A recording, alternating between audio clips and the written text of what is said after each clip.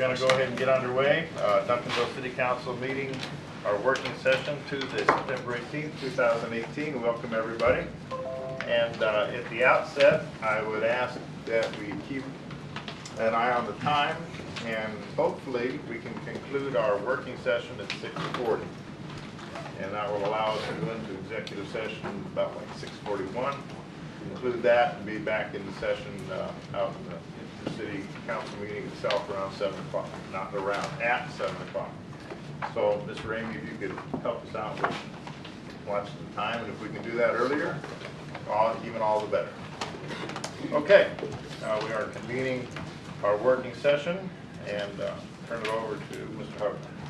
Thank you, Mayor, members of the council. Tonight on the agenda, on the consent agenda, item 4A is consider approval of a resolution with Dallas County for the Dallas area household hazardous waste program. This would be the first renewal of this contract with Dallas County, allowed for 4 one-year renewals. So this would be the first year renewal on this agreement. This allows Duncanville to participate in the county-wide household hazardous waste collection event. It is for an amount not to exceed $66,346, and that does allow Duncanville residents to participate in 2 household hazardous waste collection events during the year, as well as being able to take their materials to the central facility at any time. Okay. Has there been any discussion about the central facility that we can go anytime, putting one on the south side of town? Because it's on the north side of Garland. Not that I'm aware of. I know someone was where's Donald? Oh, you switched on me. Are you talking the one on Westmoreland? No, No. This, I want to say it's north of Garland. Yeah, I know where the current one is. Which is the one that you're talking about? No, I'm wondering if they're going to put one on the south side of the river for people that live down here. That's something we can inquire about. See if they're open to putting one over here for people in our area. Yeah, because otherwise, basically, we just have 2 collections a year. Right. Yeah. Item 4B is a resolution authorizing the purchase of a grapple brush truck from Southwest International Trucks through the local government purchasing cooperative. This is in an amount of $182,504, and this will replace the 2003 dump body and grapple loader. International is based out of, they have locations in Dallas, Fort Worth, Arlington, Haltom City, McKinney, and Waco. Let's cover the competitive aspect of this procurement right now and get it out of the way. Lisa, just give us you got 1.5 minutes. Tell us how it went down. And if Bree needs to come in on it, that's okay too. Well, we checked the different contracts, the TPAS, the state of Texas contract, HGAC, by board, Tarrant County, and Dallas County, and this was the best price that we were able to find with a good quality machine. International is a good truck, and the grapple that's on it is a Powfinger, which they're very large into that business. So it's a much better truck than what we currently have, and I'm looking forward to seeing it. Our current one's going to auction. Yes.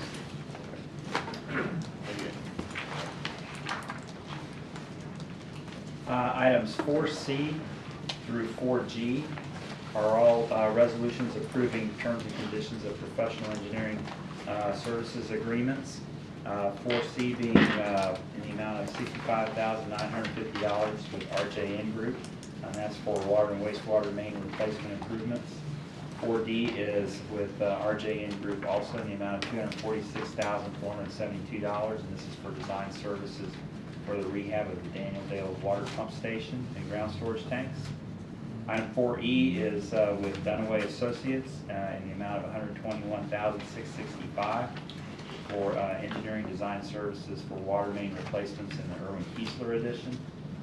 4F is with IEA in the amount of $144,045 for design services for water main replacements in Greenbrier Estates.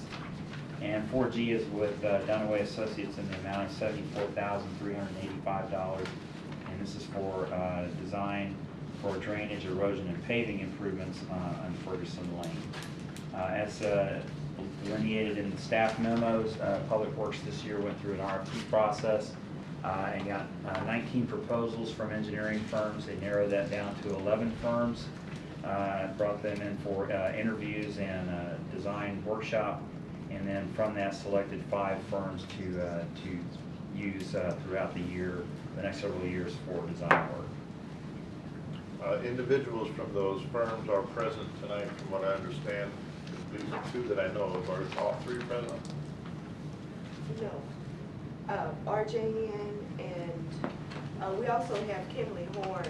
Dunaway is not present tonight, nor is IEA Okay. So, or Criado. if there are any questions for the individuals that are going to get these awards, now's the time to bring them up. Okay. I asked some questions earlier, the city manager, is there some short answers, I guess? On the Daniel Day pump station, Yes. yes, the phase construction and management services are not part of the scope of work. Greg, you No, can expand yes, on not for FY18. We do acknowledge that as we get to the construction phase later in FY19 and then for the next 3-phase construction, that we will need some assistance on the quality assurance side of things, specifically for like the electrical aspects and some of the things that we don't have in-house skill set for. But I de-scoped them out of an FY18 proposal, and we'll address the associated construction services by phase. So what we need in FY19, we will award in FY19, and then so on. So this is just for the design. Yeah, no, I understand, it's just in their proposal, they talked, they added it, you said it wasn't in there, and then it was added into the proposal, I'm just wondering. It is not in this proposal. It is, there's no follow-on construction services, that will be an FY19 negotiation. Okay. Those are all of the items on the consent agenda. On the regular agenda, item 5A is consider adopting the budget for FY19. The next several items are related to the budget. Item 5B is to approve a tax rate of 0.748447. I want to ask something on the budget. You know, we had talked about the shot spotters, and they came and made a proposal to the chief, and then I think he was going to make one to us or something, but what happened? Chief, you want to update on that? Absolutely. I've got a lot of information, Mayor. It's going to take a moment. You got a minute and a half. This is Well, You can do it. how much is it going to cost? it's going to cost $254,000 for the first year. If for that, that's for the whole city or for? Yes, ma'am. That's I for, thought that was a 3 square mile area. yes, sir. That's correct. It's for 1-year subscription. That also includes, I'm sorry, it does not include the second year, $195,000. And this may help if I just pass this out to the council. You'll have this information. 250 was the first year? I'm sorry? You said 250 was the first year? Yes, yes, ma'am, 254. 254. Oh, I see, this is the first year.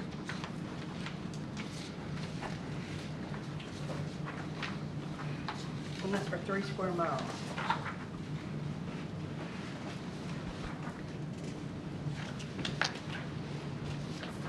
And those 3 square miles are bounded by what, Chief? I'm sorry? Those 3 square miles are bounded by what? Well, that's a decision that we would make based on the location that we felt the sensors would need to be installed. And essentially what we would do is the police department and shot spotters, we would look at our crime data. We would look at locations where we felt this equipment would be best utilized. So it's undetermined at this point. Yes, sir. Any reason for only 3 square miles? No, That's sir. some It treatment. could be more, it could be less. If it goes up, the cost go up as well. Yes, sir, that's correct. All right, 65,000 square. Per square mile. Okay. So it's 65,000 per square mile. And that would mean that if we added more, The Chief Brown, when they're in place, I mean, we couldn't move them from, say, the crime shifted from one area. Well, we got more activity from one area, could we move those to another different? It's my understanding that they can be They moved. can be moved. Yes, sir. so what do you have to do to move it? Do you have to There's an add? additional cost associated with that. With moving them? There You know what that is, there Chief? is a- Well, it looks like it's $10,000 for the set of, what they call onboarding training, so some part of that's. Ms. James, Yeah. take one. It says one-time fee only, so does that mean one time every time? Well, It's one time only if we don't move. you know, really, they're in a certain location based on crime data. So, usually they're not moved. You know, usually they're in a specific location. But I'm saying if the data suggests that, we're getting more, then, That's correct. If the data changes and they need to be moved, certainly we can do that. Did you get one, Ms.? Yes, sir. Okay, all right. And then the final information that just outlines how the process works. If you'll take one, Ms. Jameson, and pass it around, please. If you have any questions, I'll be happy to answer. The mayor only gave me a minute and a half.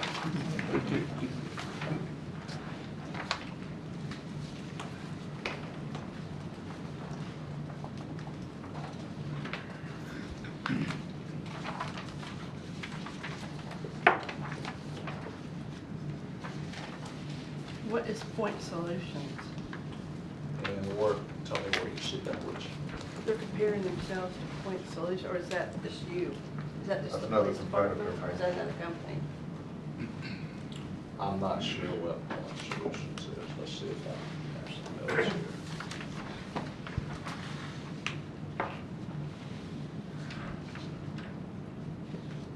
I'm not sure what that is.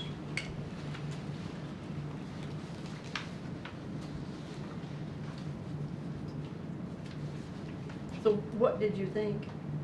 Well, I think that ShotSpotters is really good technology, but I think it's geared towards much larger cities. Cities that have far more violence than the city of Duncanville. In fact, one of the reasons we went back to the company, we wanted to find out if there were cities the size of Duncanville where this technology was being deployed. And the It says right here. yes, the gentleman provided me with some information, and I just happen to know the police chiefs from, he provided me with 6 cities. Belgrade, Florida, Riviera Beach, Florida, Goldsboro, North Carolina, Atlantic City, New Jersey, Plainfield, New Jersey, Rocky Mount, North Carolina, and Youngstown, Ohio. And I just happen to know the police chiefs at 2 of those cities. And so I reached out to them just to get their thoughts on ShotSpotters. And they all informed me that they felt the technology was really good, but they indicated that they had far more violent crime than the city of Duncanville. So if we had just a lot of gang violence where we had a lot of individuals that were being shot and we had the need for the technology, I would say certainly. But I don't believe that based on our crime data, it would be something that would be worth the money. And let me give you some additional information so that you can make an informed decision. But if you begin to look at the cities that have this technology, you see that they're much larger than the city of Duncanville. Does the city of Dallas deploy? They are in negotiations with the city of Dallas, but at this time, the city of Dallas does not have it. But the rep indicated that they had this discussion with the city of Dallas. What about Fort Worth? Not to my knowledge, I don't think Fort Worth has it.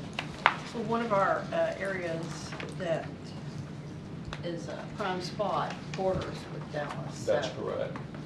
That's correct. And if, Dallas made the decision to deploy this technology, and perhaps we could share the cost, that's questions that we pose to the representatives. But at this time, Dallas is not moving forward. What in the desert are in Texas? There are, let's see here. I couldn't hear the question, Tom. According to the paper that we got, there were no Texas cities.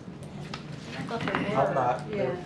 I've not seen any from Texas, but I would have to verify that information. I think they're in Austin and I don't know, that could very well be true, I'd have to verify. It would appear that our best course of action is to continue to be in contact with the city of Dallas. And if any decisions are made on their part, that we could participate in some kind of coverage along the border, because apparently whatever gunshots we do have are bordering between Dallas and Duncanville on our north side. Yes, sir. That would be a cost-saving measure and also a partnership effort on our part going to the City of Dallas Police Department. That's correct, yes, sir. And essentially the way this technology works is the sensors are actually placed on buildings that the company locates for us. And the technology picks up the gunshots before that information is relayed to Southwest Regional Communications Center. So there's a faster response from the police department, because now that technology will come straight to the police vehicle, the computers in the vehicles or smartphones, what have you.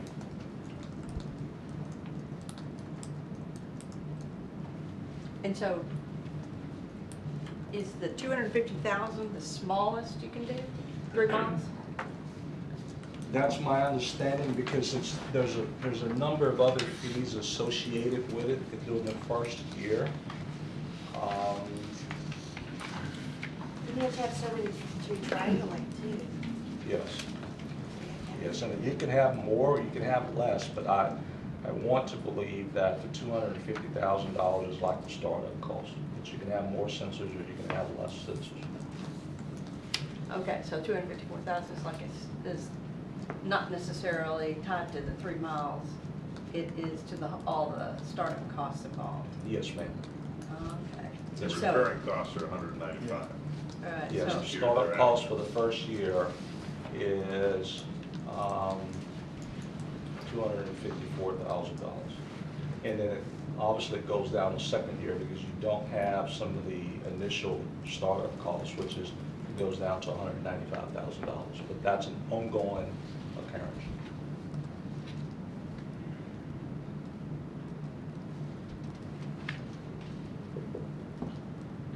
Do you have any thoughts? I see the assistant chief over there smiling. No? Well, I just think, given the parameters of the 3.5 square mile or 3 square miles, I think it's somewhat erroneous to say that all of our gunshots just come from locations on the border of Dallas. I mean, there are other places within the city that occasionally they come from. So, how do you pick and choose where you put this technology and you leave somebody maybe on the outskirts if you can't afford it, and it's a high price tag. Good technology. I did ask the question initially when it was presented, what other Texas cities have you gone with? And they told me they're trying to get into Texas, so they're not here yet. I think it's going to get cheaper as the technology gets out there. Well, as possibly our best course of action this time is if Chief Brown and Chief Livigny can stay in contact with the City of Dallas. Will do. And keep abreast of whatever efforts they're making, where we can just tie into it. And it would be a cost-benefit analysis. Looking at their budget meetings, I don't know, we may be waiting a long time. But, they've got a new chief too, and her impressions are extremely good in terms of being tough on things, and so If possible, I'm sure she could make some accommodations in their budget for something that was deemed appropriate. Cooks walked thing. Sorry, got caught up in traffic. Anything else, Ms. Jameson? Move on. I'm disappointed it's so expensive. It's a heavy price. But as Ms. Thomas said, you know, the longer it's deployed, the further it's deployed, cost could come down. That's the way technology operates. Okay. Items 5B and 5C are related to the tax rate and the budget. Item 5D is the master fee schedule. Annually, as we adopt the budget, we also adopt a new revised master fee schedule. We provided you a copy of that the last meeting with the proposed changes. Nothing major on that. And then 5E is an ordinance revising the pay scale for civil service. Since civil service is a state statute, we have to revise the ordinance that has the pay rates adopted in there. One note that I will make on that is on the ordinance that we provided you in your packet, we did make a mistake on the calculations for the police lieutenant pay scale. So those numbers have changed slightly. So we'll have that part of the adopted ordinance. 5F. I'm sorry. Could we, I had a question about the payment of two clauses that I did not see in the ordinance. Did we get an answer from our attorney on that? I think they added those in. Bob sent revised. Oh, they have been added? Yeah, okay. Okay, good. Thank you very much. Okay, good. All right, thank you. Did we get that handout, the revised one? No, ma'am, I didn't make extra copies. I can. Would you? Pardon?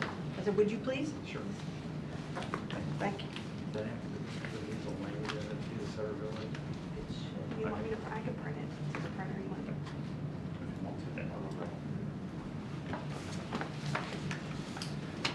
Item 5F is an ordinance amending the stormwater fees. We've had the workshops with you on that, so this is incorporating that ordinance with an anticipated implementation of April 2019.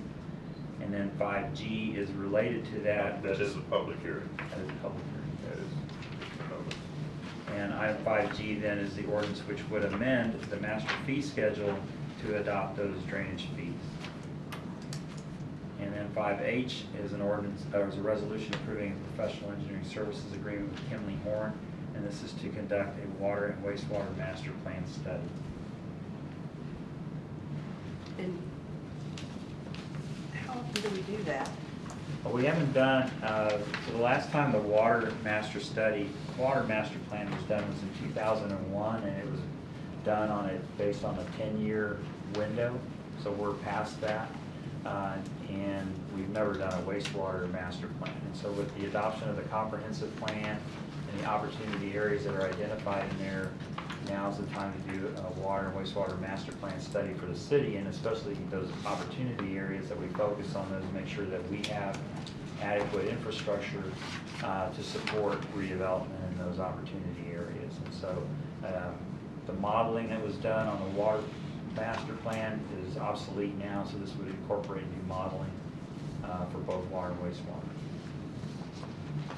I remember that when we had a relatively thick binder and several meetings on it in 2001. It was really interesting.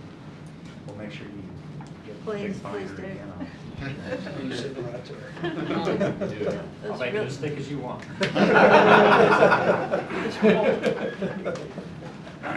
Kevin, on 5G and the master fee schedule, Yes.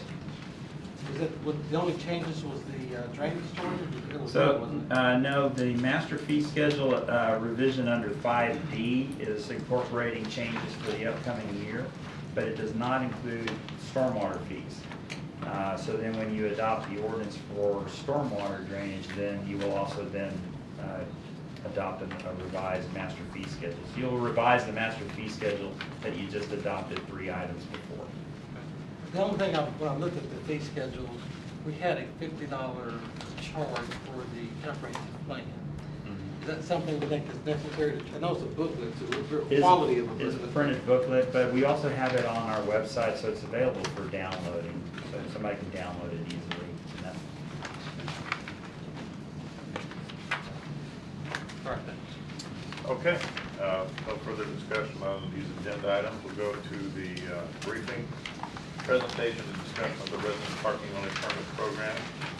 Mr. Ramey, and I can give you another 5 minutes of, Okay, sir. you can pull it together by 6:45, would be greatly appreciated. Right, sir. So again, here's the applicable guidance, again, tied to work plan item 2.44, and you see the goals. I just want to bring in some background, because some of this stuff has happened since before the election. So again, back in the fall, we started looking at, they asked us to look at current ordinances regarding parking. In November is when I gave my initial briefing talking about some of the issues, but what was already on the books and some recommendations going forward.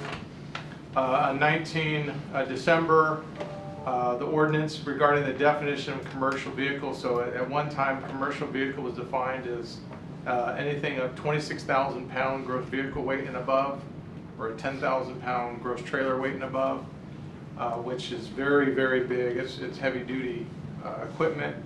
And council said commercial vehicles basically anything over an F350.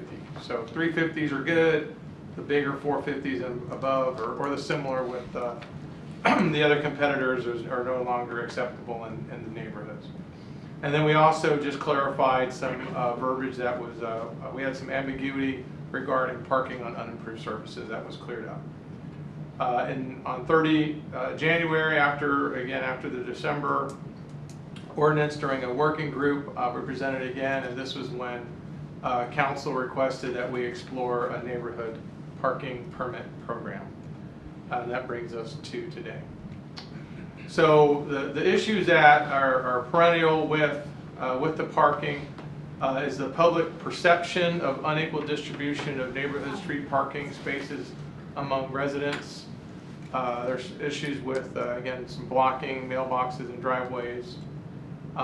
But we do have, one of the complaints though is always they're worried about safety. How does the fire trucks get through? And as you can see in this bottom left picture, the fire trucks do get through. In areas of concern, the fire chief in Public Works has a procedure with a hearing or public meeting to where we discuss the issue, and at the end of the day, under my authority, I can close like a one side of a street. So far, we've only closed one side of a street, which was Fain, but we have declared certain corners as no parking areas up to this point, just to help with the fire trucks making some turns, and those were mainly over on the southeast side of town. Some of the things though, again, for the perception is and we put out an article to this effect that the public streets, the public right-of-way belongs to everybody. So even the area, the curb in front of your house, still anybody can park there. And sometimes that's not necessarily what they're operating under. But again, these were the issues that were identified. We worked with the city attorney and put together the draft ordinance. Here's sort of the key takeaways, and then again, I'll turn it over to council for your feedback. What we came up with was if a neighborhood wanted a parking permit, then 2/3 of the property owners within the neighborhood would have to generate the permit. And so we already have in the city a map delineating all subdivisions, and we would use those as the delineation for when we have a neighborhood.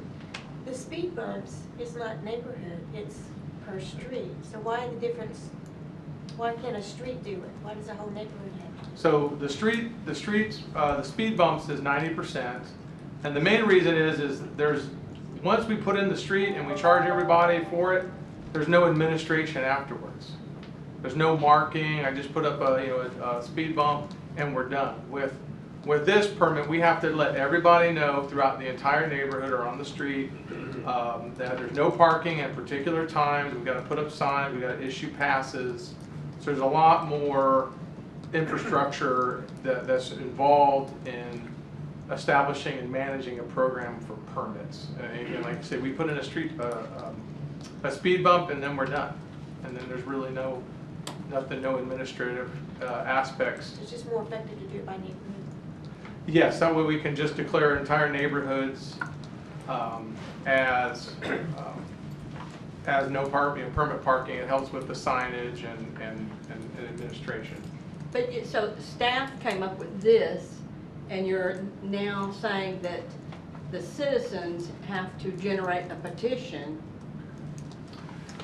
So what we're trying to do is just give a method for the citizens who are the ones that are living in a particular neighborhood to, on their, at their volition, to help control parking within their neighborhood.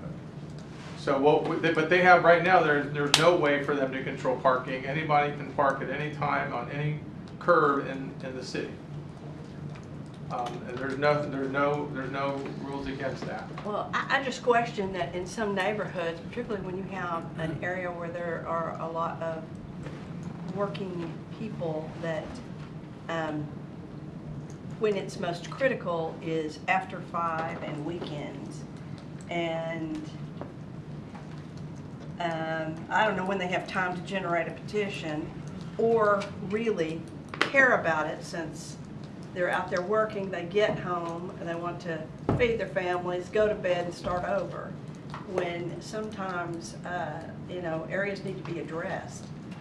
It's difficult to get a petition to go around and get people to sign 2/3 of a neighborhood. It's very difficult.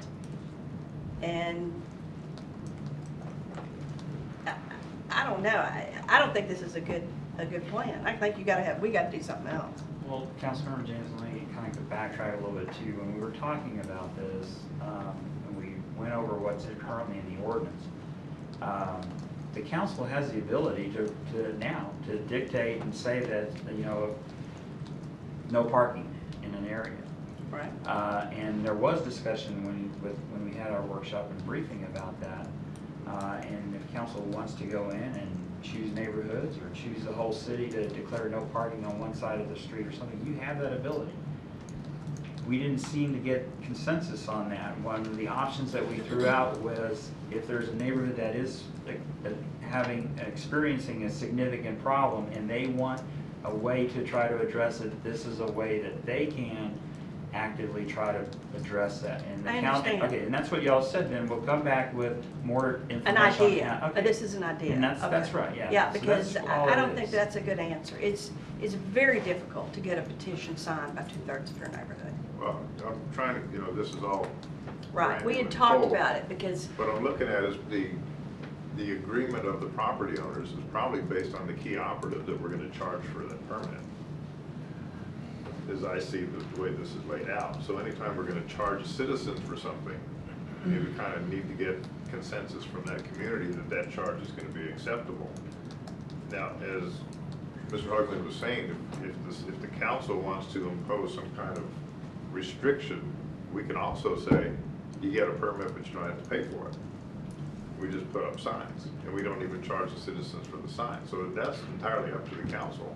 Yeah, I think so. Here again, this is just some ideas. Well, it didn't sound like it at first. It sounded like this was the new, and that's not what we discussed. We brought it up, basically, it was the election before last, and I went to pick up signs in Fair Meadows and was stunned at, after 9 o'clock at night, you can barely get down the street. Well, even on leading into my neighborhood. Yeah, well. Down south in Greenbrier, Mhm. and it's 6 o'clock at night, it's a mess. So. There's a lot of people parking on the street, and I just think so it's that it's just not up north in District 5. Oh, and I didn't It's say it down was. just one I block. had no idea it was like that.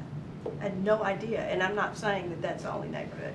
I was saying that for me, what was of concern was, we had just had some birthday party in the neighborhood where someone was killed in gunfire, and they had like, I don't know, 200 people or more in the house, and they were all in, you know, smaller homes, and they were all scattering, and it was a mess. And I thought, something's gonna happen here. So I don't know.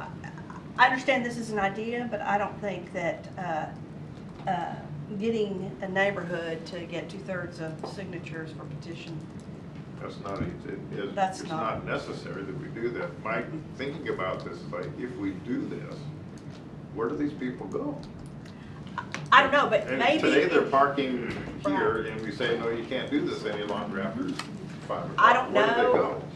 and I hate to do that, but when you have a smaller square footage in front of your home, and if you have a whole lot of members in the home that drive cars, something else has to be figured out, because everybody can't have 6 or 7 cars parked out front, and so I don't know. That's what we were talking about. And the trending of population is that there's multiple families or multiple members of families living in homes now than You there can't used have to be. multiple families in Duncanville. No, I'm saying that Generational homes.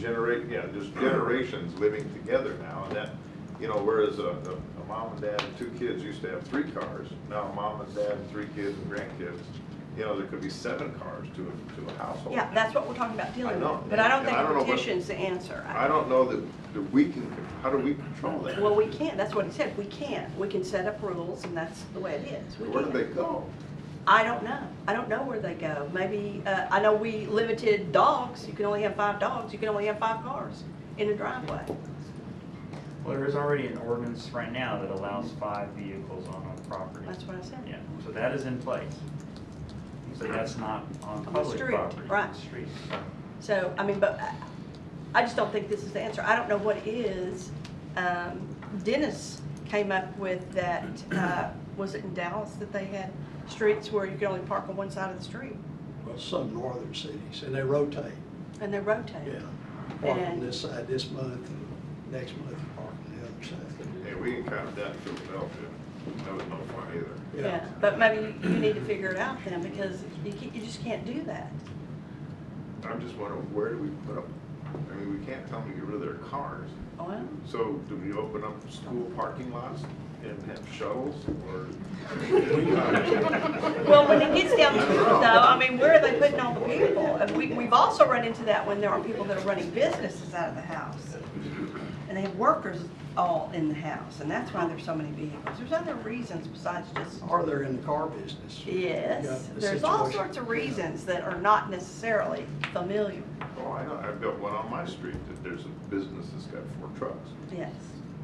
I So, know. I think we just need to have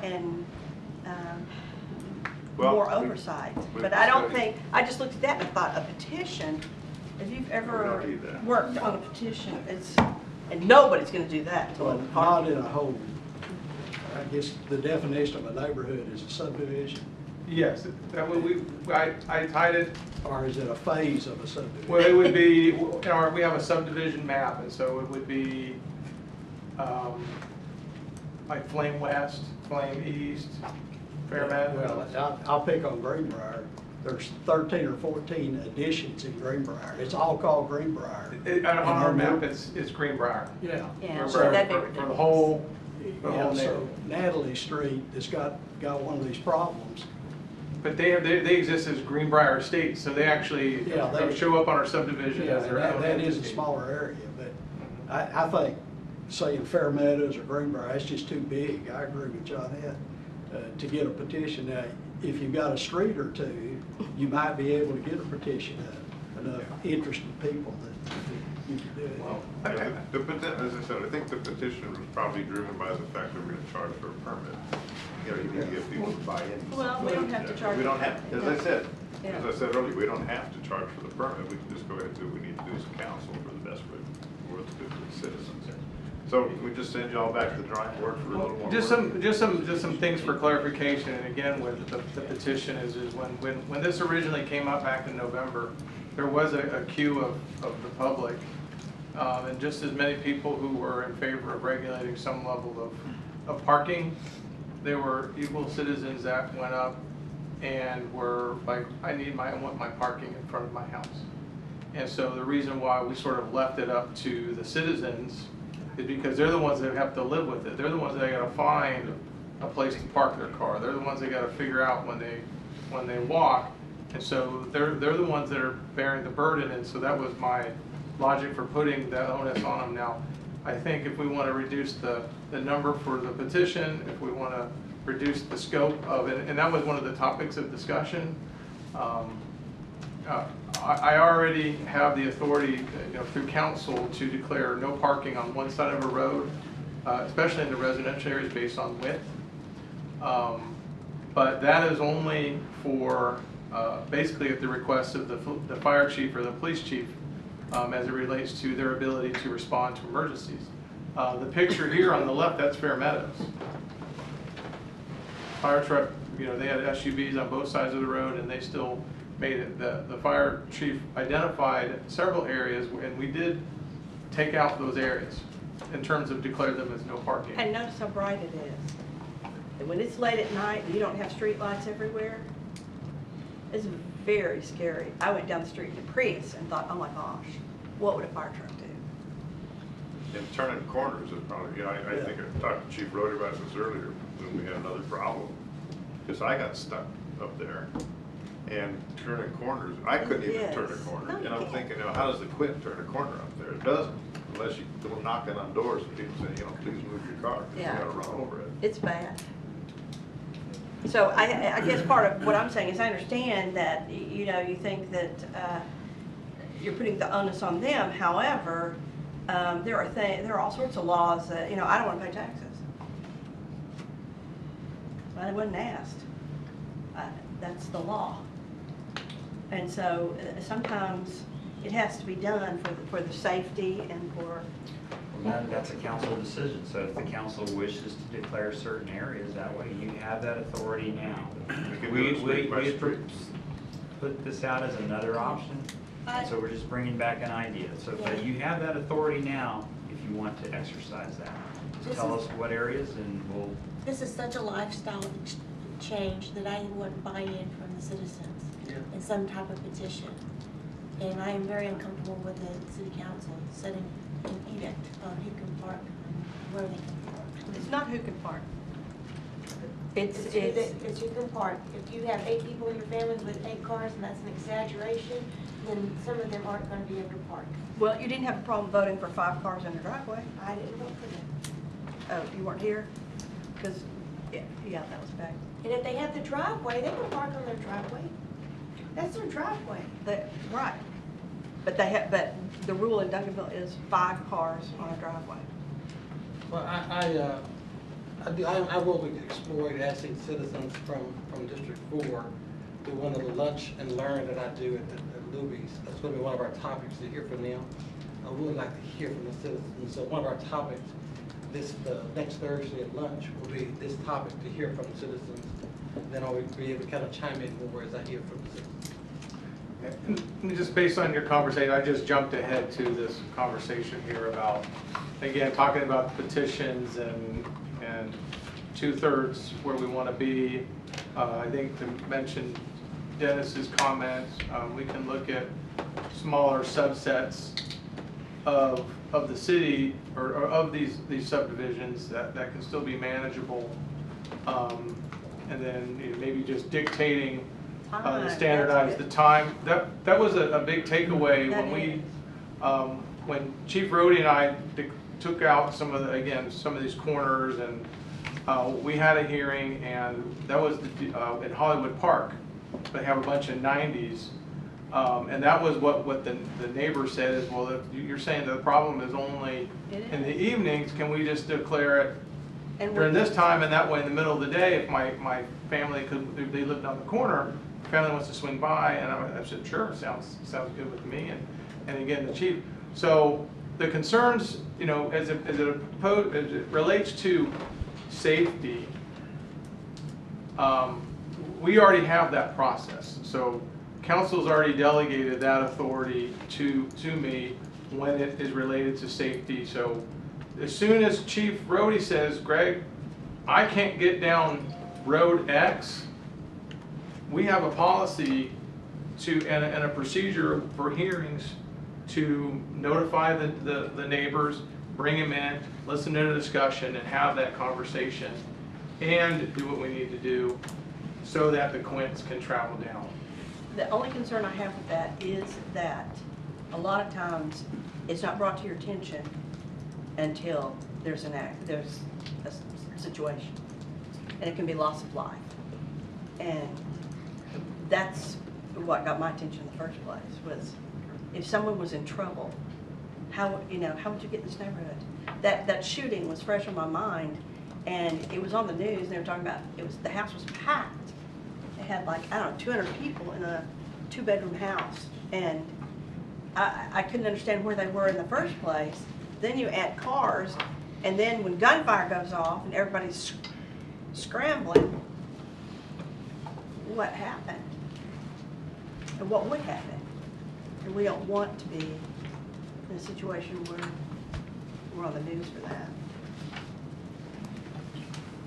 Well, so give us some more options, look at it again, and we can come back and discuss this even further, get some input from you.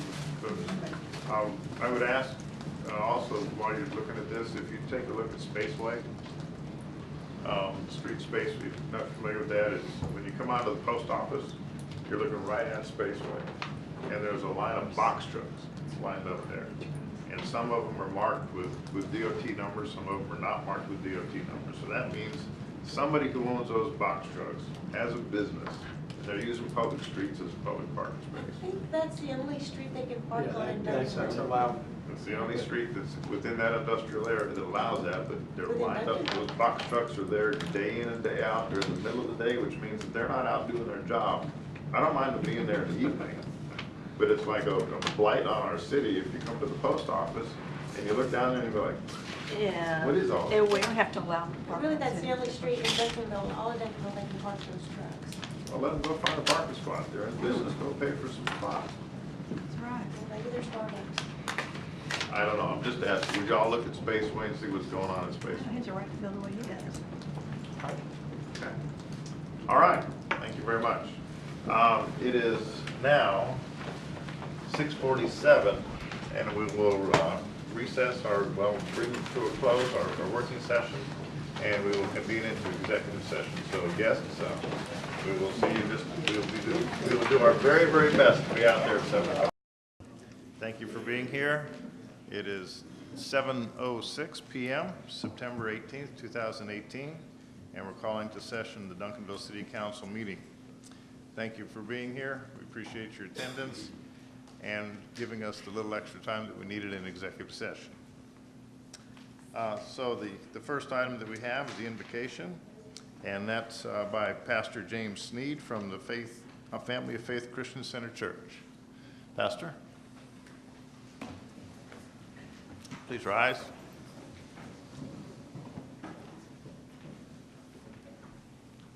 Let us pray. Father, we thank you, first of all, for being the source of our strength. Thank you for being the strength of our life. We thank you right now for bringing us to this very moment that was not promised to any of us. But since we're here, we will celebrate you for allowing us to be here. Now we appreciate you, Lord, that as the emergency responders have gone out today to visit different addresses and different locations, we thank you that they didn't come to see us today. We ask that you will continue to keep your hand of protection around this council, the city council, keep your hand of protection around the city of Duncanville. And as we pray, Lord, as Matthew teaches us, the model prayer, Our Father, which art in heaven, hallowed be thy name, thy kingdom come, thy will be done on earth as it is in heaven. Give us this day our daily bread, forgive us our debts as we forgive our debtors. Lead us not into temptation, but deliver us from evil. For thine is the kingdom, the power and the glory, forever. Amen. Thank you. Please join me in our pledges to our flags. I pledge allegiance to the flag of the United States of America and to the republic for which it stands, one nation, under God, indivisible, with liberty and justice for all. I honor the Texas flag. I pledge allegiance to the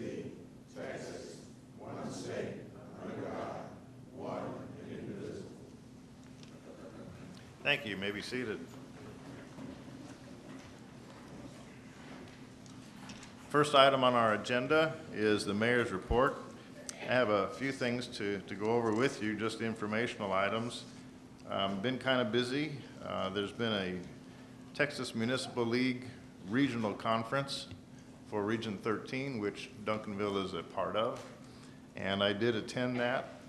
And in that particular conference that we went to, the General Counsel for Texas Municipal League gave us just a quick rundown on what's happening in the city of Austin in terms of what may be coming up for future legislative affairs that we might be concerned with. And the number one issue is going to be possible revenue cap that the legislature may impose upon the cities. You may have seen or heard about this in the news. There's been some proposal at 4%. Governor Abbott himself has said he would like to see a 2%, and then he relaxed that from a 2% to 2.5%. Now, the issue is if this revenue cap is imposed on the cities of Texas, it's going to have a major financial impact on every city that is a home charter rule. And the budgets, everything that it incorporates in terms of how we provide services to our citizens is going to be significantly impacted. So make this a matter of concern to your senator, to your representative, and let them know that this is not going to be a good thing for cities. Just something to plant in the back of your mind. I also attended the North Central Texas Council of Governments Regional Transportation Committee session in which a lot of the transportation issues around our city are discussed. There's some trails that are being built. We're a part of those. There's some VeloWebs in terms of bicycle trails. Duncanville is included in those, but factually and honestly speaking, any time that those monies are going to be spent on us down here in the South, they're probably going to be around 2040, 2045 time frame. I don't know how many of us are going to be around at that particular point in time. But that is something that's very interesting, as well as the automated vehicles. Those are being tested right now, and it's something to keep an eye on because I received some input from some citizens about what can we do about getting our senior citizens around town. And there's some possibility that there are federal funds available for having automated vehicles running around the city of Duncanville. Something else to think about. As a sidebar, day after tomorrow, this is not related to the city itself, but just for everybody's interest, is North Texas Giving Day. And you can go online and contribute to your favorite charity. And it's a major thing that is done in the Metroplex. So if you have a favorite charity and would like to contribute, that's something I would encourage you to do. On Saturday night was the Paws and Claws banquet for the Tri-Cities Animal Shelter. And each year, the mayors of DeSoto, Cedar Hill, and Duncanville compete for bringing in the biggest amount of money. Up here on the board is the slide of what the city of Duncanville produced. The citizens of Duncanville produced not a basket, but a cart. And you can see what is contained there. And the way it operates, it was changed this year, that somebody bids on these baskets or carts produced by the three city mayors, and the one who bid the most got the first choice of which one that person wanted. So our cart went for $2,400, and that's all going to the Tri-Cities Animal Shelter, and the individual who bid that $2,400 took ours first. So I take that as a win for Duncanville. And I thank all of our citizens for contributing those items, and to Pat Weaver for putting that all together.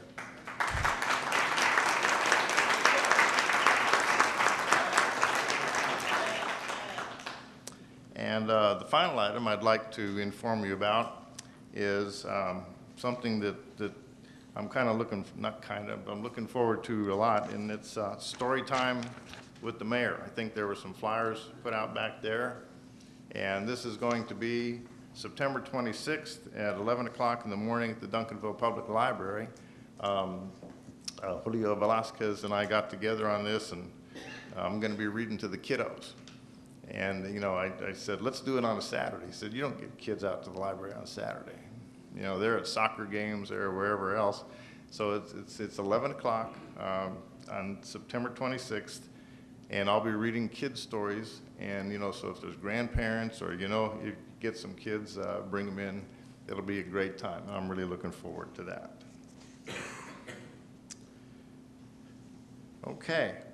Let's see. Any council members' reports?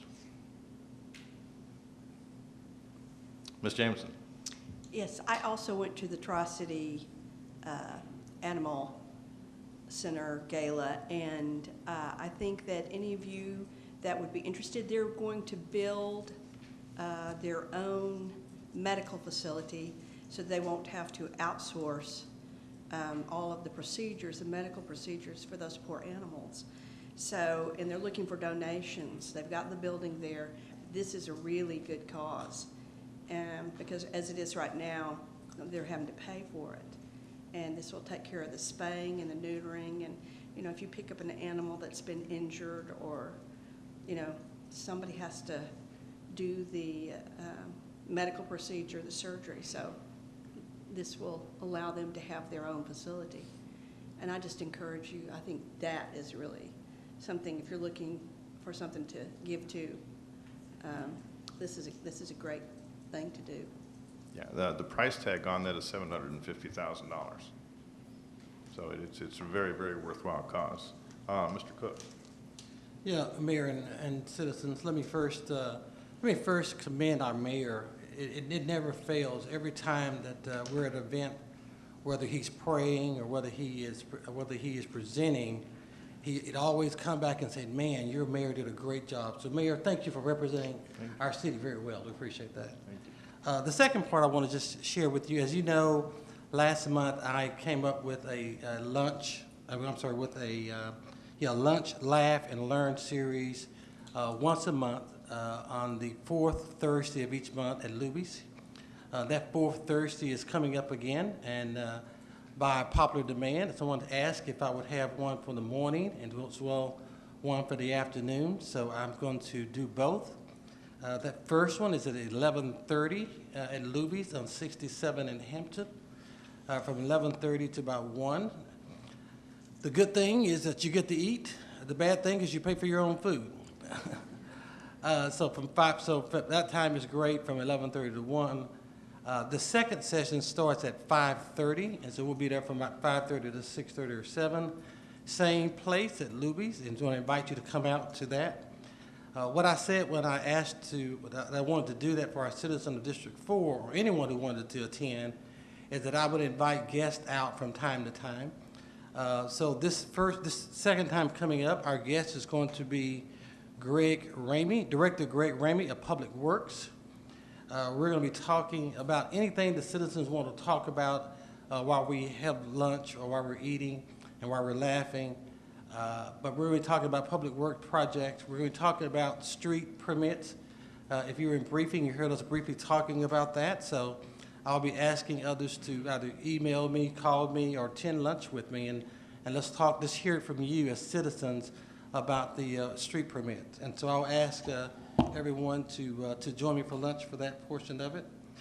You can send me an email at mark at mcooks for Duncanville at duncanville.com. Then the last part of that would be a high school student. I've asked one of the teachers to assign or see if there's any students who would like to shadow me as a city council member. And that means that they will pull up their information from city council meetings and be prepared to ask any city council member questions. And so they have agreed that they will send one student or two students, I'll take one, but one or two students to shadow and learn more about municipalities in Duncanville.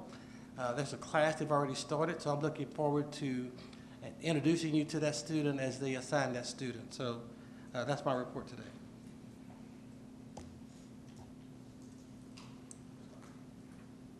Ms. Thomas. Mayor, if you would remind everyone, October 2nd, where it's National Night Out. We have a proclamation that's going to be read about that. So let's see. Mr. Schwartz, you're going to be doing that? So I'll let you do the marketing when that's done as well. Okay. Okay. Anything else? All right, moving on. Next item on our agenda, proclamations and presentations. And first up is Mr. Councilmember Schwartz doing National Night Out.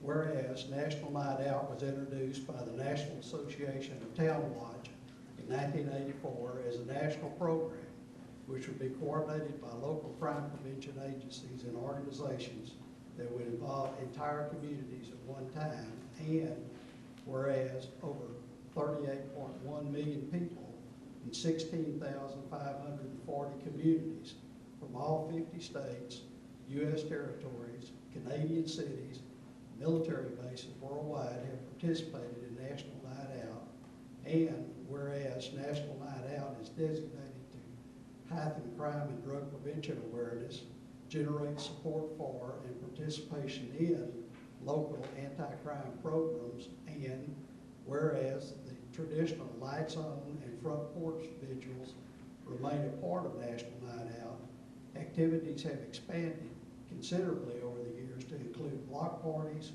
cookouts, parades, visits from local police and sheriff's departments, festivals, neighborhood walks, safety fairs, contests, rallies, and meetings. And whereas National Night Out is a popular and effective vehicle for heightening awareness, enhancing police-community relations, and volunteer morale. Now, therefore, Barry Gordon, Mayor of the City of Duncanville, does hereby proclaim October the 2nd, 2018 as National Night Out in the City of Duncanville, and urges all citizens to join the Duncanville Police Department in being a part of the nation's largest annual crime drug prevention event. The benefits to the community will extend well beyond one night. Thank you.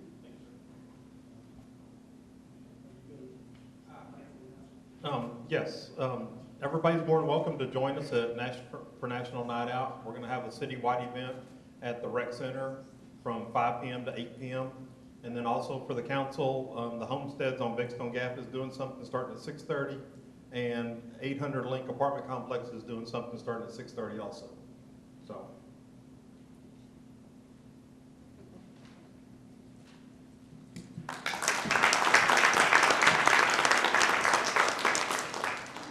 Thank you. And next we have a proclamation recognizing October as National Crime Prevention Month.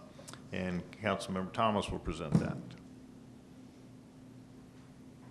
Whereas the vitality of Duncanville depends on how safe we keep our homes, neighborhoods, schools, workplaces, and communities, and whereas crime and fear of crime destroy our trust in others and in civic institutions, threatening the community's health, prosperity, and quality of life, and whereas citizens of all ages must be made aware of what they can do to prevent themselves and their families, neighbors, and co-workers from being harmed by crime, and whereas citizens of all ages must be made, and whereas the personal injury, financial loss, and community deterioration resulting from crime are intolerable and require investment from the whole community, we must teach citizens how to target harden to make themselves, homes, and businesses hard targets to criminal activity, and whereas crime prevention initiatives must include self-protection and security, they must also go beyond these two things to promote collaborative efforts to make neighborhoods safe for all ages and to develop positive opportunities to young people. And whereas adults must invest time, resources, and police support in effective prevention and intervention strategies for youth, adults must make sure to engage teens in programs to drive crime from their communities. And whereas effective crime prevention programs succeed because of partnerships with the law enforcement, other government agencies, civic groups, schools, faith, communities, businesses and individuals as a help to nurture communal responsibility and instill pride in the community. Now, therefore, Barry Gordon, Mayor of the City of Duncanville, does hereby proclaim October 2018 as Crime Prevention Month.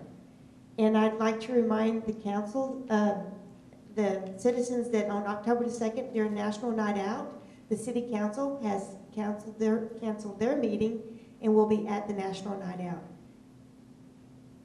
Okay, thank you. We appreciate that. And also, along with Crime Prevention Month, is we want anybody that would like to start a Crime Watch group in your neighborhood, please reach out to us and let's get your neighborhood looking out for each other.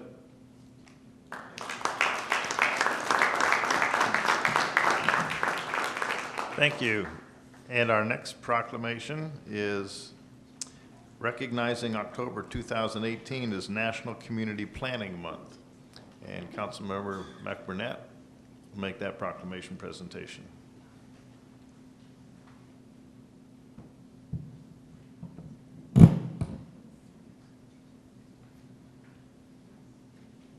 Whereas change is constant and affects all cities, towns, suburbs, counties, boroughs, townships, rural areas, and other places. And whereas community planning and plans can help manage this change in a way that provides better choices for how people work, live, play.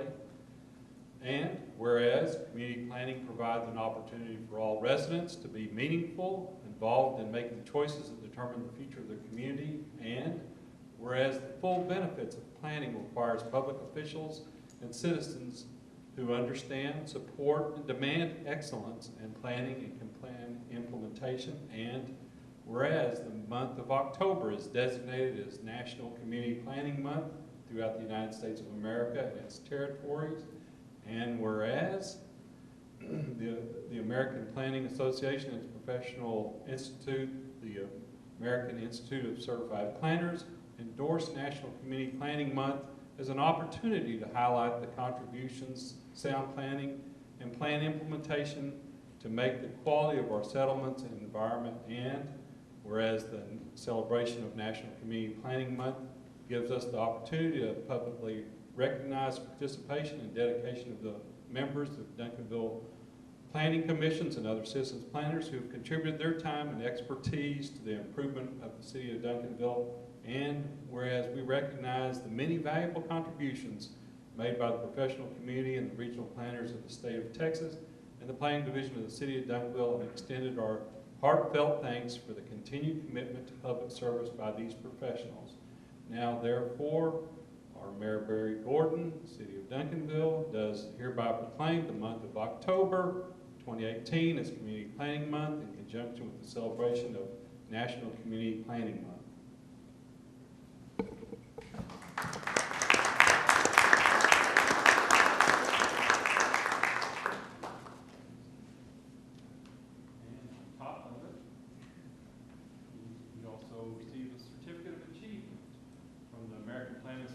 Microphone, please, Mr. McBurnett. Thank you, sir. Not only did they get a copy of the proclamation, they also get a certificate of achievement for planning excellence for the city of Duncanville from the American Planning Association Texas chapter, making great communities happen.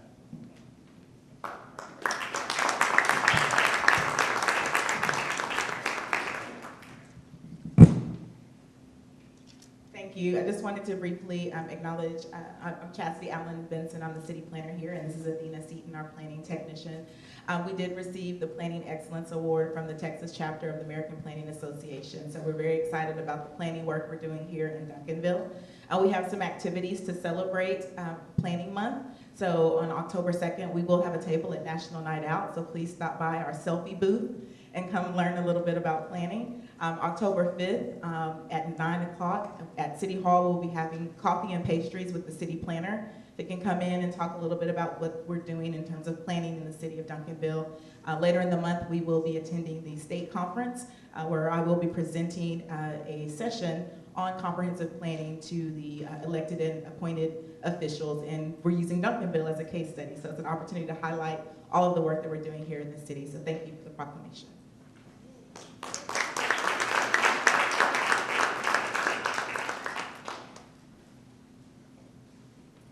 Thank you. And the final proclamation we have is recognizing National IT Professionals Day.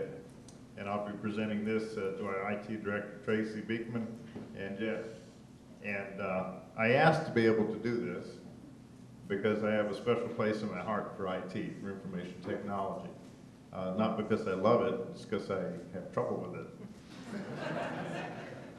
So whatever technology raises its evil little eyes and its evil little head, I always come to Tracy and the guys and found out that there's a locked room back there.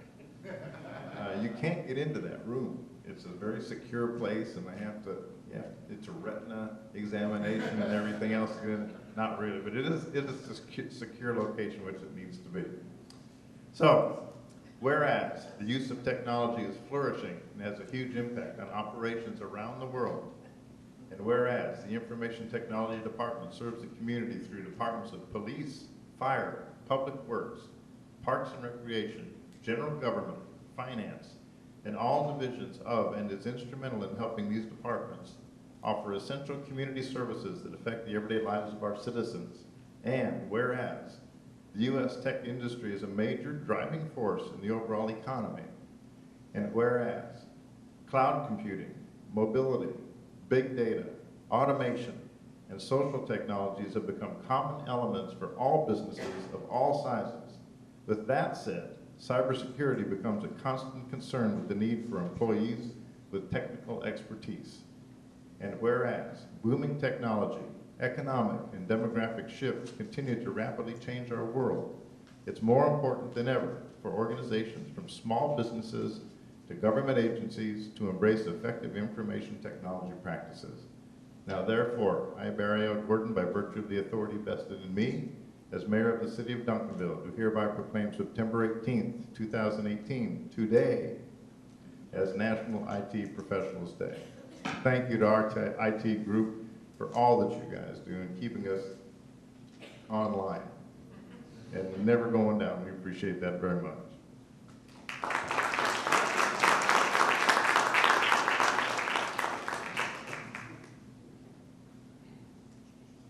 My name is Jesse Ravela. I'm a public safety and IT specialist, and it's a pleasure serving this community, and I very much enjoy doing so. Hi, all. Tracy Beekman, IT manager. Honored council, thank you for their mayor council, thank you for the honor. And in there, hiding in the closet there in the AV room is Aaron. He's camera shy, so he takes care of the rest of the city. So, and we thank you all for the honor. Appreciate it.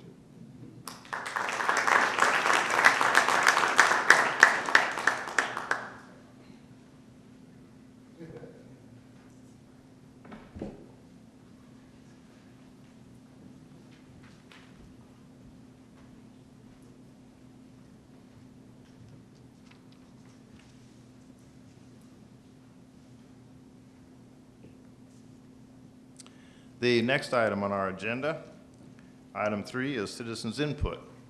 And at this, oh, I'm sorry, back up, rewind. Item 2E, I'm sorry. Recognition of Keep Duncanville Beautiful Fall 2018 Curb Appeal Residential Properties.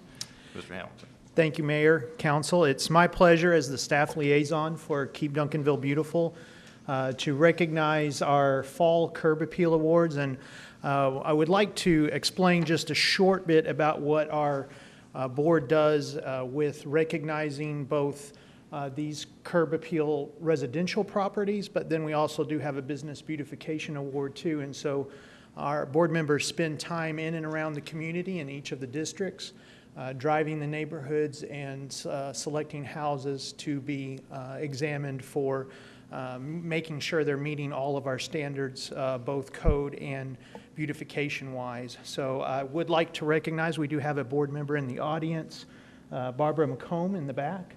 She's one of the ladies that helps us immensely.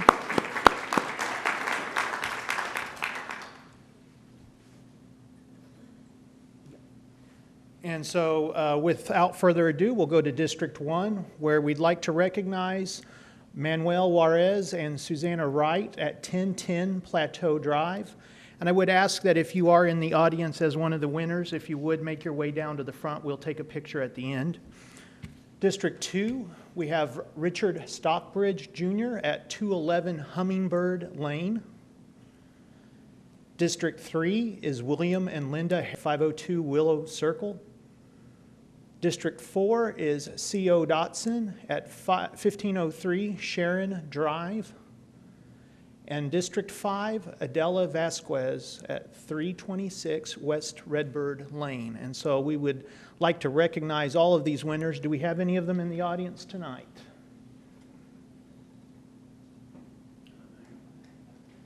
Please come on down. You want to come down for a picture? No. Okay. All right. Appreciate it. Thank you. Thank you. I appreciate it. All right, my pleasure. Thank you for all you do. And to be honest, Mayor, and I know enough about you to know I need to make full disclosure and total transparency. Regis Williams did all the work. And,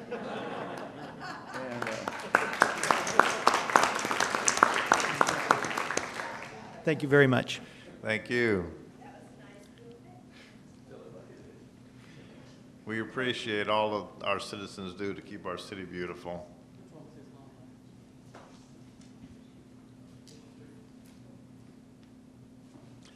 Okay, moving on, our agenda is item number 3, citizens input. And at this time, 2-minute comments will be taken from the audience on any topic. And to address the council, do we have any cards that have been submitted? We have none. Okay, so we're moving on to item number 4, which is the consent agenda. City Secretary, would you please read the items into the record, please? 4A, consider approval of a resolution approving the terms and conditions of Amendment Number 1 to the Dallas County, Dallas Area Household Hazardous Waste Network interlocal agreement to coordinate the planning and implementation of hazardous waste collection program for October 1st, 2018 through September 30th, 2019 for the cost not to exceed $66,346. 4B, consider a resolution authorizing purchase number 18-110 for a grapple brush truck from Southwest International Trucks, Inc. through the Local Government Purchasing Cooperative Buy Board Contract number 521-16 and the expenditure amount of $182,504.18. 4C, consider approval of a resolution approving the terms and conditions of professional engineering services agreement number 18-111 for design services for water and wastewater main replacement improvements in the Forest Hill Additions, South Alexander Avenue with RJN Group in the proposed amount of $65,950. 4D, consider approval of a resolution approving the terms and conditions of professional engineering services agreement number 18-112 for design services for the rehabilitation of Daniel Dell Water Pump Station and ground storage tanks and improvements with RJN Group in the proposed amount of $246,472. 4E, consider approval of a resolution approving the terms and conditions of professional engineering services agreement number 18-113 for design services for water main replacement improvements in the Irwin Kiesler addition with Dunaway Associates in the proposed amount of $121,665. 4F, consider approval of a resolution approving the terms and conditions of professional engineering services agreement number 18-115 for design services for water main replacement improvements in Greenbrier Estates with IEA Inc. in the proposed amount of $144,045.45. 4G, consider approval of a resolution approving the terms and conditions of professional engineering services agreement number 18-114 for design services for drainage, erosion, and paving improvements in Ferguson Lane with Dunaway Associates in the proposed amount of $74,385. Thank you. The chair will accept a motion to approve. Motion approved. Second. You have a motion to approve and a motion to second. All in favor, please vote. Thank you very much. Moving on to item number 5 in our agenda, items for individual consideration. Item 5A, consider an ordinance of the City of Duncanville, Texas, approving and adopting a budget for the city for the fiscal year October 1st, 2018 through September 30th, 2019, providing that expenditures for said fiscal year shall be made in accordance with said budget. Our Finance Director, Mr. Summerlin. Thank you, Mayor and Council. I'm going to do a very brief overview of our budget before we get into the adoption. These are the budget goals that we establish each year that comes primarily from the council goals, and then staff sets goals that support those council goals. Our budget process started in March, and as you can see from this list, there's been a number of meetings and deadlines. The very important things were that in June we had a budget workshop with the council, and at that time discussed the tax rate. And then in August we had a second budget workshop with the council and did the straw vote on the tax rate. And then we had to have 2 public hearings to discuss the tax rate. The first of those was on August the 21st, and the second on September the 4th. And that brings us to tonight, which is adoption of the budget. Some of the highlights in our budget, we're proposing to reduce the tax rate by a penny. We're have an increase of $1 million over historical levels of funding in the street maintenance. We've got comp adjustments of 3% for non-civil service and 5% for civil service. A reduction of $721,000 in our fleet replacement contributions. We are funding $2.6 million one-time projects from excess fund revenues that were basically savings from previous years. And then there's no proposed increase for water, sewer, garbage collection for the next fiscal year, and then funding of 6.2 in capital improvement projects that are related to water and wastewater line replacement. If we look at overall revenues for the entire city, this includes all of our government accounts and our enterprise funds, our business lot funds. They total about $59.7 million, and of course about half of that is in the general fund where public safety and other services are provided. Our total revenues by source, you can see that property tax makes up a little over 1/4 of that. Then we have sales tax and wastewater and water fees, etc. If we look at our expenditures by fund, there's $61 million for the proposed budget. Again, most of those expenditures come from the general fund and then some from the utility fund. And then if we look at our expenditures by category, of course, city is primarily driven, people-driven business, so a lot goes to salaries and benefits, almost 38.5%. Services, these are things that range from electricity and water that we need to run the city to professional services and contractual services that we don't have the personnel to do, 34%, and then the remaining pieces. If we look at our general fund revenue by source, a total of $31.5 million in revenue. Again, most of that comes from property tax, a little over 50%, and then a little over 1/4 of that comes from sales tax. And then if we look at our general fund revenues, this compares what our actuals were from 17, what our adopted budget was in 18, and then what our revised 18 budget was versus our 19 budget. And so you can see how those revenues have totaled up across the board. Our total FY19 general fund expenditures by category, again, $32.2 million most of that in salaries and benefits and services. And we look at our general fund expenditures by service area. Again, about 48% is for public safety, and then public works, streets, 20%, parks and rec, 12%, and then the remainder of the departments make up the rest. And same chart here, if we look at our total expenditures for the where we ended 17 and what our 18 adopted and revised budgets are, and then our 19 budget. And then if we look at our ending fund balance, we ended the fiscal year 17 with about $8.4 million, and we project for this upcoming budget that we'll be drawing down to about $6.5 million. That's still 79 days of operations, which is $332,000 above our targeted 75-day fund balance.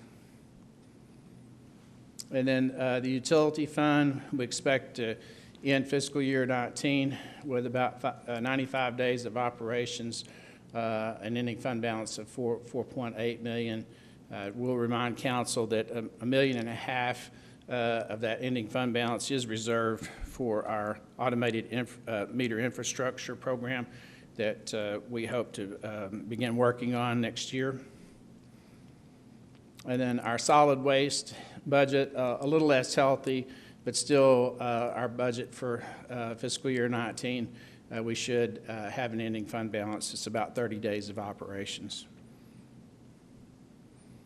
So that's a quick overview. This is the motion that must be read verbatim or made verbatim in order to make the motion to adopt the budget. Chair will accept a council member reading the motion. I move the proposed budget for the city of Duncanville for fiscal year October 1st, 2018 through September 30th, 2019, providing that expenditures for said fiscal year shall be made in accordance with said budget be adopted. This budget will raise more revenue from property taxes than last year's budget by an amount of $1,340,938, which is a 8.43% increase from last year's budget. The property tax revenue to be raised from property added to the tax roll this year is $170,561. Motion's been read. Is there a second? A second. We have a second. Is there any discussion? Councilmember Jameson. Yes, on the reserve for TIF,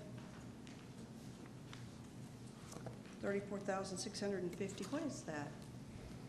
That is the amount of property taxes that I estimated to be reserved for the TIF. Those property taxes that are collected for properties that from the base year, cumulative base year, that increase, that has to be captured, and that goes into the TIF fund. That's their source of revenue. So you're saying that you think that that's all that we're going to get out of that, out of the 18-19? That's my estimate. I've yet to actually sit down and do the calculations and get all the data from the appraisal district. It's one of those things that the Dallas County doesn't do for us. We have to do that ourselves, and I've not had time to do that yet because we've been working on the ERP project along with doing budget, and hasn't been enough hours in the day. Do we still pay that, I don't remember his name, that was overseeing the TIF at one point? I believe Jessica might be able to answer that question. Mr. Larry Klein with Klein Consulting. We do not pay him on a regular basis. The only time that we did pay him was when he was consulting us throughout the TIF creation process. Okay. Okay. So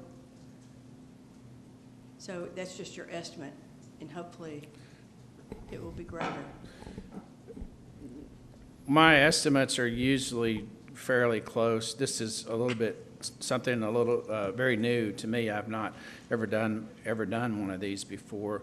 But we based that on some preliminary numbers that we got from DCAT, so. Just saying. Plus or minus 5,000, I think it's probably pretty close. Okay, thank you. Ms. Thomas? Yes, I'd like to state that the City Council collectively has spent over 30 hours on this budget. I think it's the longest budget process that I've been involved in collectively. And then I know that several of the council members have spent their own time on the budget. And I'd like to show appreciation to my fellow council members for putting in that work, and also the staff, because when we were doing it, they were doing it with us. So I'd like to appreciate y'all. Thank you. You're welcome. Councilmember Cooks? No. Okay. No, thank you. Okay. We've had a motion and we've had a second, and according to the correct rules, I need to reread the motion as it's been stated. So we have a motion that says, move the proposed budget for the city of Duncanville for fiscal year October 1, 2018 through September 30, 2019, providing that expenditures for said fiscal year shall be made in accordance with said budget, be adopted. This budget will raise more revenue from property taxes than last year's budget by an amount of $1,340,938, which is an 8.43% increase from last year's budget. Property tax revenue to be raised from new property added to the tax roll this year is $170,561. Please vote.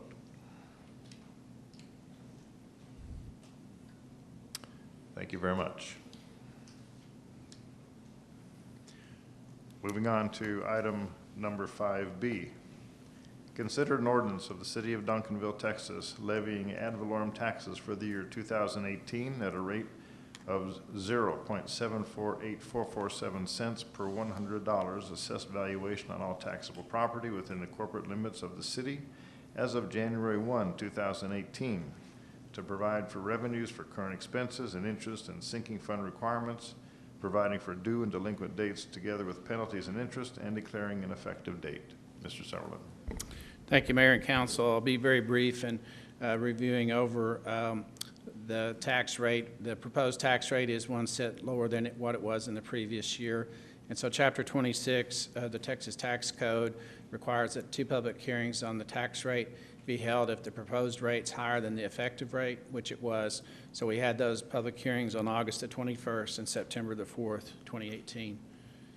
The effective rate is essentially the rate that's applied to the tax base that would create the same revenues as in the previous years. And of course, that moves up and down based on taxable valuations. And then the rollback rate is essentially that effective rate plus 8% to make it rather simple.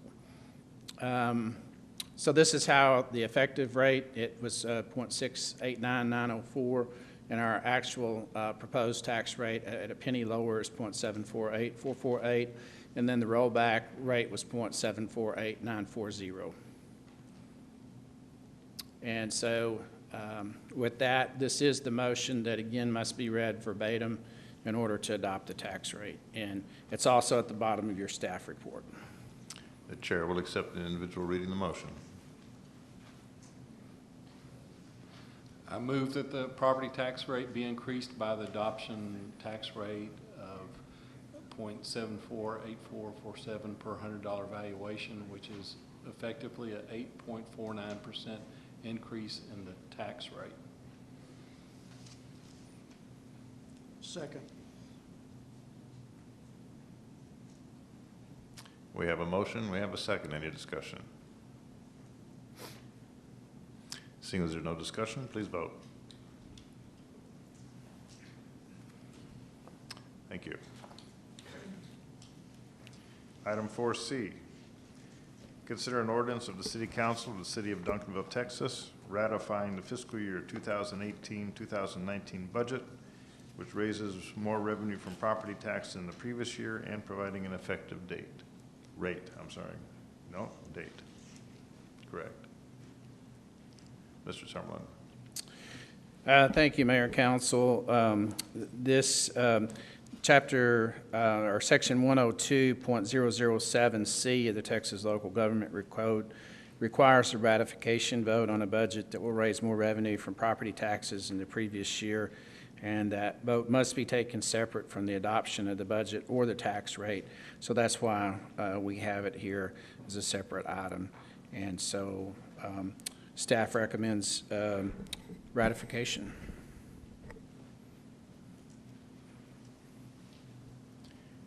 Chair will accept a motion to approve. So moved. We have a motion to approve, Second. and we have a second. Any discussion? Seeing no discussion, please vote. Thank you.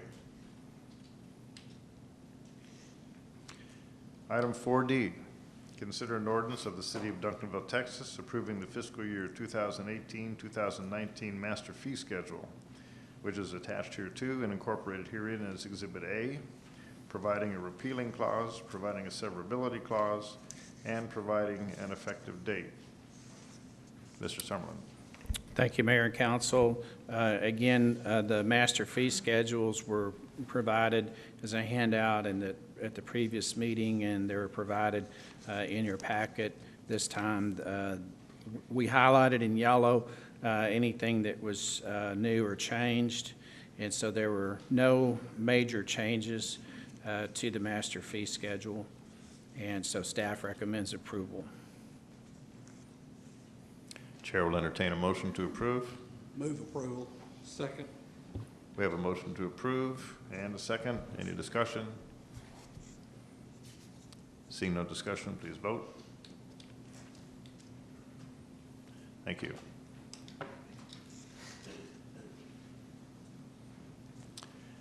Item 5E.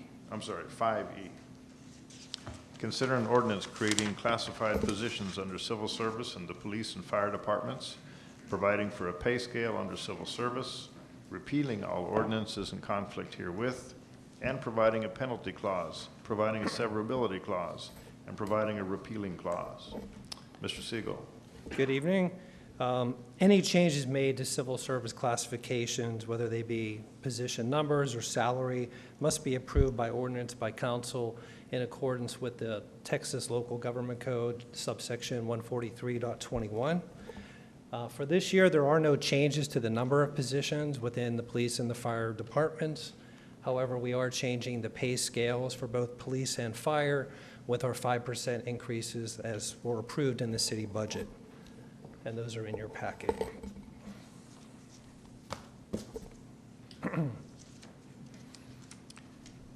Chair will receive a motion to approve. We have a motion to approve. We have a second. Second. We have a motion to approve and we have a second. All in favor, please vote. Thank you. Item 4F, conduct a public hearing and consider an ordinance amending the Code of Ordinances by codifying ordinance numbers 1511, 1512, 1660, and 2125 by adding a new chapter 22, quote, drainage utility, end quotes, providing for the municipal drainage utility system, providing for method of establishing for changes and exemptions, providing for billing and collections, providing and establishing applicable procedures. Mr. Ramey. Good evening, Mayor and Council. Again, talking about proposed ordinance to restructure our drainage utility fee. Here's our applicable guidance. Just run through the background. We've had a drainage utility fee since 1997 with some fee rate changes in 2000 and 2010. And what we've done is relooked back in 2017 the method of applying those fees, so it was based more on contribution to the stormwater system versus property size. We had several meetings with council, which brings us today following, as you see at the bottom, the appropriate advertisements in the mainly for the group or for the citizens, The drainage utility fee, as you can see, covers drainage administration as well as some of our, helps fund some of our capital improvement projects. Again, just as a reiteration, today or under the current fee schedule, we're looking at the property size versus the size of the impervious area. So as you see in the middle picture there, this person in the middle is being charged based on the size with all the extra natural area and not just the impervious area. And again, we'll have the fee schedule discussion later, but these are some of the carryover slides. And what we're proposing again is looking at the impervious areas in the contribution. And for our ordinance, what we're saying is an ERU, equivalent residential unit, is how we're measuring impervious area, which is the equivalent of a standard or typical house in Duncanville. And again, just a rehash of now how we're looking at it. And so, again, a house is considered one ERU, but now we're looking at the typical commercial or typical large in terms of ERUs, with the 5 ERUs and the 140 ERUs. So, again, it's all tied to contribution to our system. Just some final highlights from the ordinance. It does allow for billing to property owners when there's an inactive water account. With our current technology and the relative small amount of inactives, it's really not something we're doing right now. We do allow for an automatic distribution of fee across in the event that there's a property that has multiple meters that feed it, typically in a shopping center or something like that. But a property owner can work with us to discuss a different allocation. It does allow for property owners to get a reduction if they have a reduction in amount of impervious area that they can show the city. Again, those previous ordinances that you mentioned would be appealed. This would go into effect approximately on 1 April, which is 6 months from now, which allows the city staff time to reconfigure our systems and get that going. And it does allow for an appeal process, as you see above. Again, just to talk through the timeline coming from today, between now and the 31st of March, assuming your approval, is when we would revamp our billing system to account for this change in how we assess the fees. Again, April 1st would be the proposed implementation date. And then you see that per your guidance previously, we would implement this over a 12-month period with quarterly increases. So the first would go into effect in April, but the first fees would not go into effect until July, and then the final we would be at 100% in April of 2020, so a year after we start billing. Again, here's the staff's recommendation, subject to your questions. Thank you, Mr. Ramey. At this time, we will open this item to public hearing. Anyone wishing to speak, please step forward and state your name and address. And the opening of the public hearing is at 8:02. Thank you.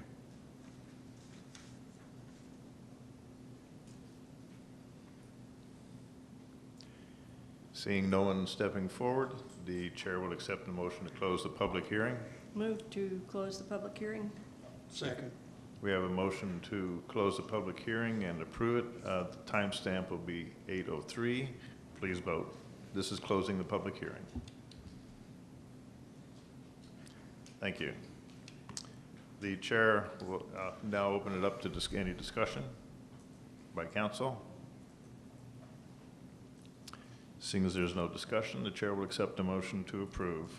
Move to approve. Second. We have a motion to approve and a second. Please vote on item 5F. Thank you. Moving on to item 5G. Consider an ordinance amending ordinance number 2350, fiscal year 2018-2019 master fee schedule to amend the drainage charges contained in the section titled open quotes utilities, close quotes, as provided in Exhibit A. Again, Mr. Ramey. Again, good evening. No change to the applicable guidance.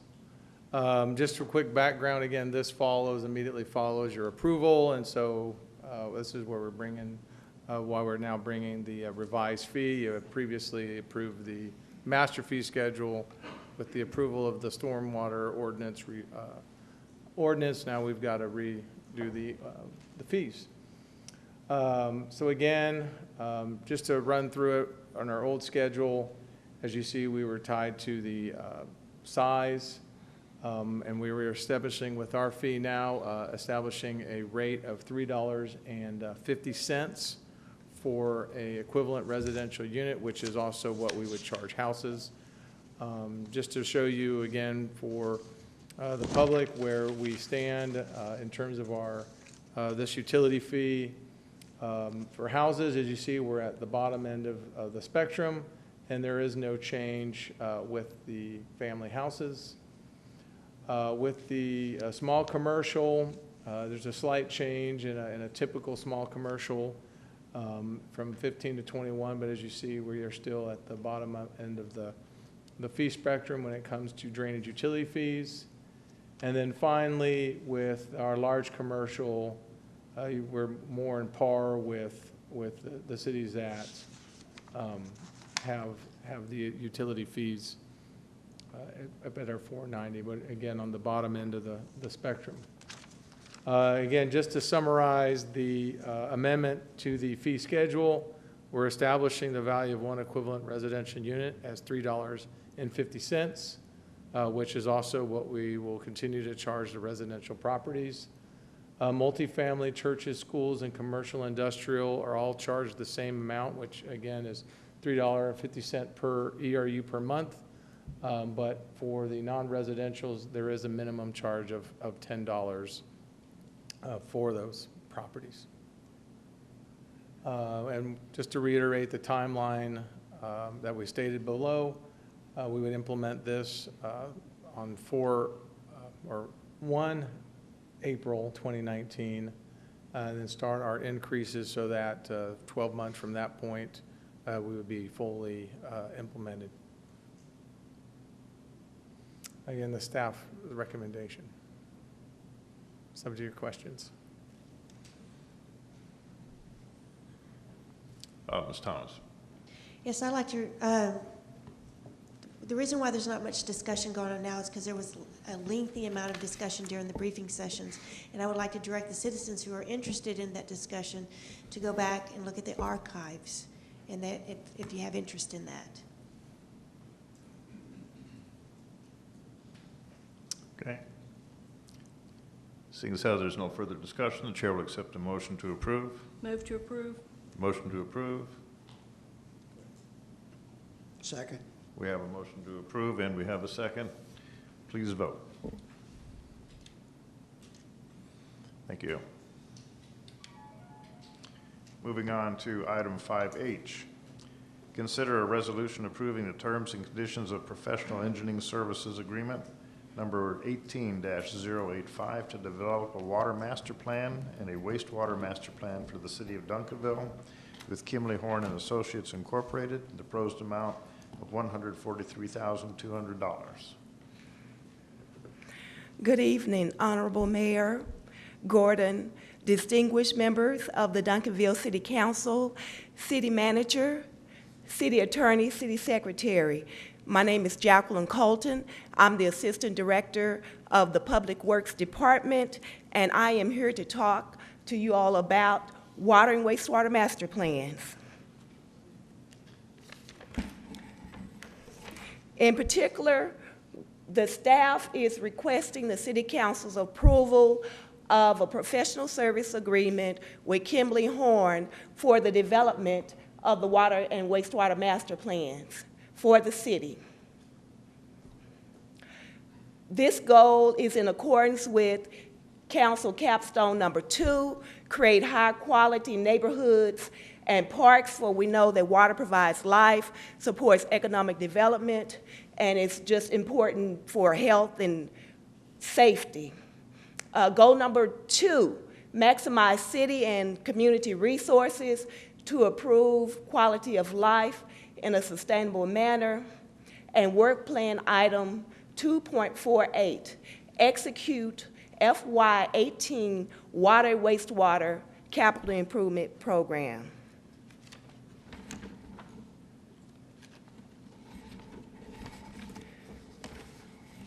Okay, to provide a bit of history regarding the city's water and wastewater master plan efforts, the city has a current water master plan which was undertaken in 2001.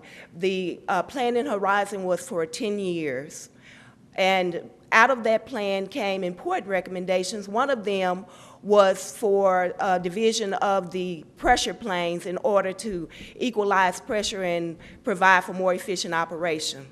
The city has not undertaken a wastewater master plan previously. And then in looking at, what our best Southwest peer cities are doing, all of them have master plans that were completed within the last 10 years and or they're in the process of updating them.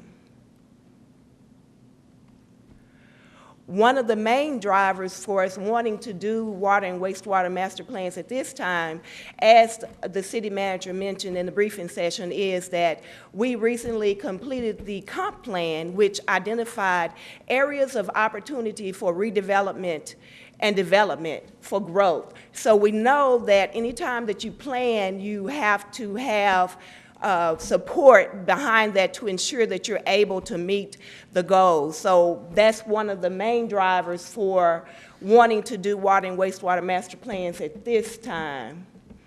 And just to review some of the outcomes of the comp plan, we know that it identified 10 opportunity areas for future redevelopment and development. Okay, let's look at opportunity area 1, which is adjacent to Highway 67 south of Wheatland. What you see here is a current area and picture showing what is presently there. There's limited commercial development, and however, looking at our vision for this area, we see, that in support of La Quinta Hotel, which was recently completed, we have grand plans for mixed use and development in this area. And the thing about it is, in order to go from what we currently have, which is limited commercial development, which does not require a great amount of water and wastewater demand, to something that looks like our vision for our city, is going to require greater water and wastewater resources, and we have to have a plan in order to get us there to the vision cast by the city. So that's opportunity area 1. Okay, let's look at opportunity area 6, which is in the I-20 area, is south of I-20, and presently, we have the Hilton and we have the Hampton going in. And we have some undeveloped areas as well, and we have some limited commercial development. On the backside, we have single-family residence. Let's look at the vision as determined by the comp plan. We see we have mixed use planned. We have restaurants, that are planned for the area. We have multifamily. There's talk of, a potential convention center. Well, all of those uses will require more water and wastewater resources than what we currently have. So this helps to support our request for water and wastewater master plans. How much is this going to cost? Well, it's going to cost us $143,200. This money was budgeted within our current capital budget, and it's going to take about a year to complete the study. All right, there are 6 major components to the scope of the water and wastewater master plan study. First, they have to collect And Kimberly Horn will collect all the data that we have. They're gonna wanna know, they're gonna wanna see our maintenance records, they're gonna wanna see what kind of records we have on the existing infrastructure. They're gonna want to review our comp plan, because that's going to be our major goal, to make sure that we have plans that support the current comp plan. And then they're gonna analyze the data. They're gonna create a model of both the water and wastewater systems. Actually, it's two models. We'll have a separate model for the water system and a separate model for the wastewater system. And then once the model has been created, it will have to be calibrated to make sure that it accurately reflects the field conditions. And then based upon that, a strategic CIP plan will be developed to make sure that we take care of, meeting any needs that we might have related to the opportunity areas. We've also got, other routine kind of capital improvement projects that will need to be included in the CIP as well. And all of this will go into the final report for the master plan, which will include a description of the existing infrastructure, any system deficiencies that might be present in our current systems. We will also have water demand projections and wastewater flow projections for the area, because it is a future oriented plan. And so they will be looking, not only at the current, but into the future. The design criteria and modeling methodology will be provided along with analysis and recommendations. And the overall water and wastewater system maps will be provided. Okay, Kimberly Horn and Associates is the firm that we selected to prepare the water and wastewater master plans. Because of the firm's qualifications and previous work that they have done for other cities in our area, such as Flower Mound, Corinth, Colleyville, Fate, to name a few. So they have a lot of experience in doing exactly what we need to have done. They were founded in 1967, and they are located in Fort Worth, Texas. They actually have several offices across the U.S., so if, need be, if there were resources that we needed that were not local, then, there are other offices that they could draw from. In 2010, Fortune magazine ranked them 62 in the 100 best companies to work for, which is good, which means that they treat their employees well.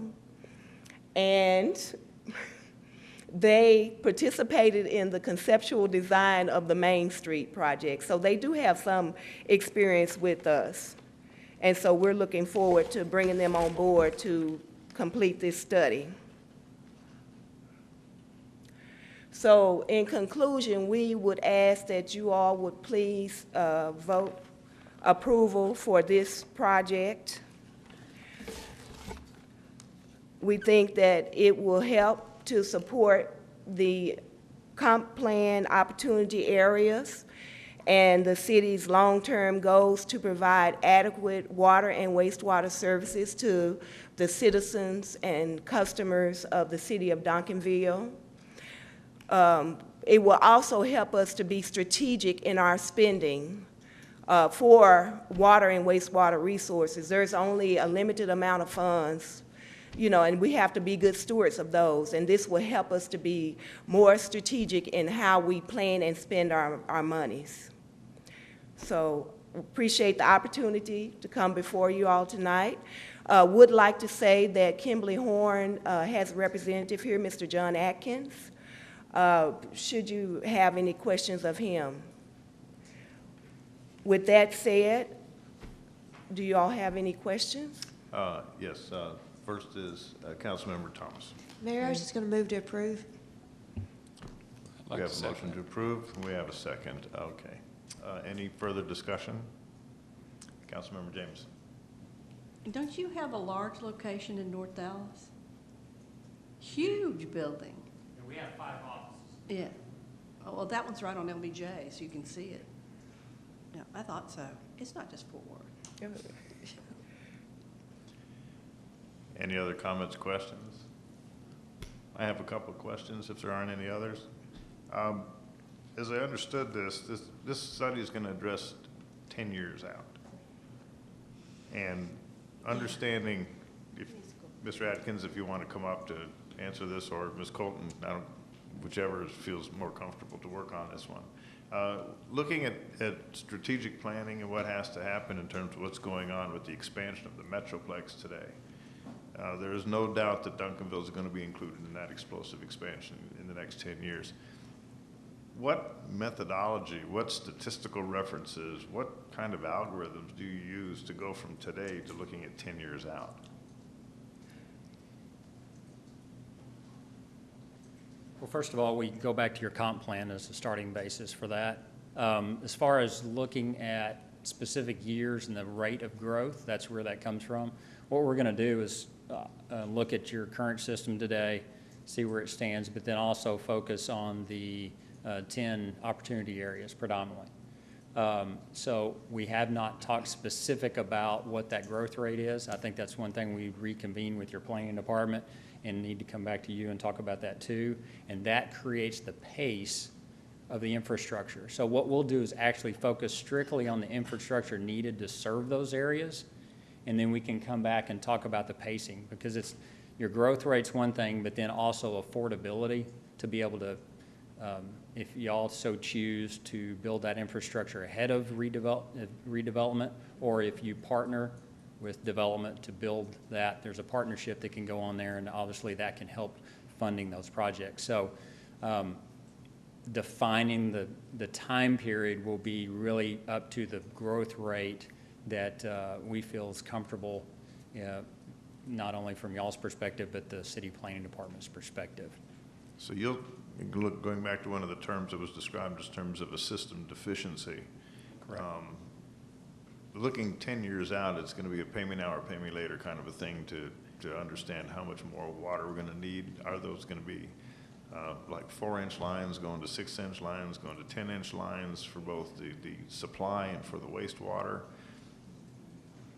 Are you going to include somewhere in this 10-year study phasing of how we would accommodate that infrastructure increase, or should we just? Yes.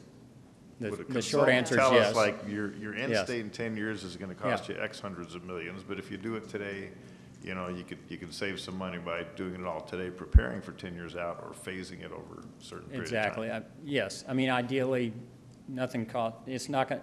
Things are going up. We're in a tremendous growth area of the entire country, as a matter of fact. So, cost of living, cost of infrastructure is going up on a yearly basis. The reality is you can't afford to build it all next year. So you do have to phase it out and see what fits in within your budget and see what's affordable. We are going to work with staff to prioritize projects. We can come up with kind of an initial master list. Let's say it's, $30 million worth of infrastructure. Obviously, that would stretch over a period of time. So you go, which one do you do first? That's where we get with staff, talk about those priorities, and then align those accordingly, using, public health and services kind of issues. If we have limited fire protection in a particular area, that may jump up on the list a little bit quicker than something else. And then also cost is integrated into that. Is there something we can do that gives you a little bit more bang for the buck? As far as improving a particular area, but maybe not cost as much as something else that you could maybe push off a little bit just from an affordability standpoint. So we'll be looking at, you have to weigh those against each other when you're doing this stuff. Looking at our comp plan, the finished product only gave us dollar signs with no actual dollars. Like, Yeah. here's a recommendation. it's a $1 sign, it's a $2 sign, it's a $3 sign. Right. And that ends up us having to predict what's going to be happening with that project. Are you able, I think I heard it in what you just said, that you're going to be able to estimate some kind of dollar expenditure for the infrastructure in enhancing those deficiencies? Yes, every project that we will propose will have a dollar amount to it. Obviously, it's conceptual. Sure. It's budgetary numbers that we will develop, yes. So that's very specific dollars. So that's a fiscal responsibility of the council to look at this thing for the next 10 years in terms of our budget responsibility as well. Yes. Great, Yes. thank you. And the plan could extend beyond the 10-year window for the infrastructure that's needed depending on pacing. So we can develop a 5-year plan, a 10-year, and it can even look out to 20. Oh, okay. So, yes. Right. Thank you. Any other questions? Thank you. Seeing there's no discussion, Chair will entertain a motion to approve. I'm sorry, we already have one of those. So please vote. Thank you very much. Thank you. Moving on to item number 5I, take any necessary action as a result of the executive session. There was no action to be taken as a result of the executive session. Moving on to item number 6A, receive economic development quarterly report. Ms. James. Thank you, Honorable Mayor and Council. I'm excited this evening to present to you the Economic Development Quarterly Report. First of all, we always start off with the work plan items and the status of those. You can see up there on the screen that in terms of the city capstone, this is number 5, Grow Duncanville. That includes culture, sports, and tourism. The objective is 2.06 and it's create a tourism program. You can see that the status on this is ongoing. The conference center feasibility study is complete and we will be presenting that to City Council at a future council meeting. We hope early in November. Objective 2.07 is increase and improve marketing and branding. And as City Council already knows that the city draft logos were presented to you all, and we'll be coming back to you with some modifications to those for your consideration at a future meeting as well. 2.08 is increase visitor transportation options to downtown. Obviously, we're trying to make that connection from those outlining areas in terms of being the field house as well as the hotels and trying to get those tourism dollars and people down to the downtown. At this point, the current field house events have not really shown an interest in utilizing this free service. And we've also offered this service to the hotels as well and have contacted them. However, staff at the field house and also ED staff will continue to promote this service, and hopefully we can get those conferences and groups that visit our community and stay at our hotels to come down to the downtown as well and see what a beautiful downtown we have. Objective 2.09 is work with Eon Reality to create a list of company leads. And as I indicated to City Council at the last report that we did, one of the major areas that Eon has really targeted our efforts for is to try to create those relationships with the surrounding school districts and try to really expand and grow their base in terms of students to attend their facility. And so that's one of the things that we have done. We have reached out to the surrounding school districts that Eon has identified to us that they're interested in partnering with. A lot of those have said that, at first that they wanted to wait until after school got started and see what the interest was from the students. So we will be making those connections and setting up those meetings, hopefully help grow that program for them. In terms of the economic development, business retention, and expansion efforts, this includes, for this quarter, we're working with 23 existing businesses. We've provided 7 informational incentive packages. As you all know, those include our design incentives, everything from landscaping to facade enhancements. And so we, as well as our mayor, has also provided a packet to one of the businesses as well, and hopefully 2 businesses that received the packet did not choose to apply for it. However, it did result in them painting their buildings, so it was a win-win regardless, so we're excited about that. In terms of assisting the businesses, what we do everything from helping them. We have one restaurant right now that's local that we're trying to find them a place to expand. So we set up tour sites with them, with brokers and property managers, and try to provide them all the statistics and possible locations for them to expand and grow their business. In addition, we do provide leads to companies whenever we get inquiries about businesses, such as we've had some companies that have needed metal work. So we pointed them in the direction of our companies that offer those type of services, and those companies very much appreciate it. We've also worked with 13 different property owners and managers, and that's everything from me getting leads and trying to make that connection when there's vacant spots in those buildings, as well as actually going out and looking at these sites, as I said earlier, and trying to identify the best areas or the opportunity areas for new businesses to go into. In terms of the market update, during the quarter, there was, as you can see, 188,223 square foot of commercial space that was either leased and or built. 31 new businesses came in and 5 business expansions. In terms of the new businesses, obviously, as you know, some of those are La Quinta, Lake Ridge Dental, Rise It Up. That's a millwork company that's on the north side that they actually create and build doors and cabinets. Also, there were 5 businesses, and those 2 there, Quality Aspirators, that is a new company. It's a light manufacturing company, and they create or make dental equipment as well. And they're located just up in the Red Bird Lane area.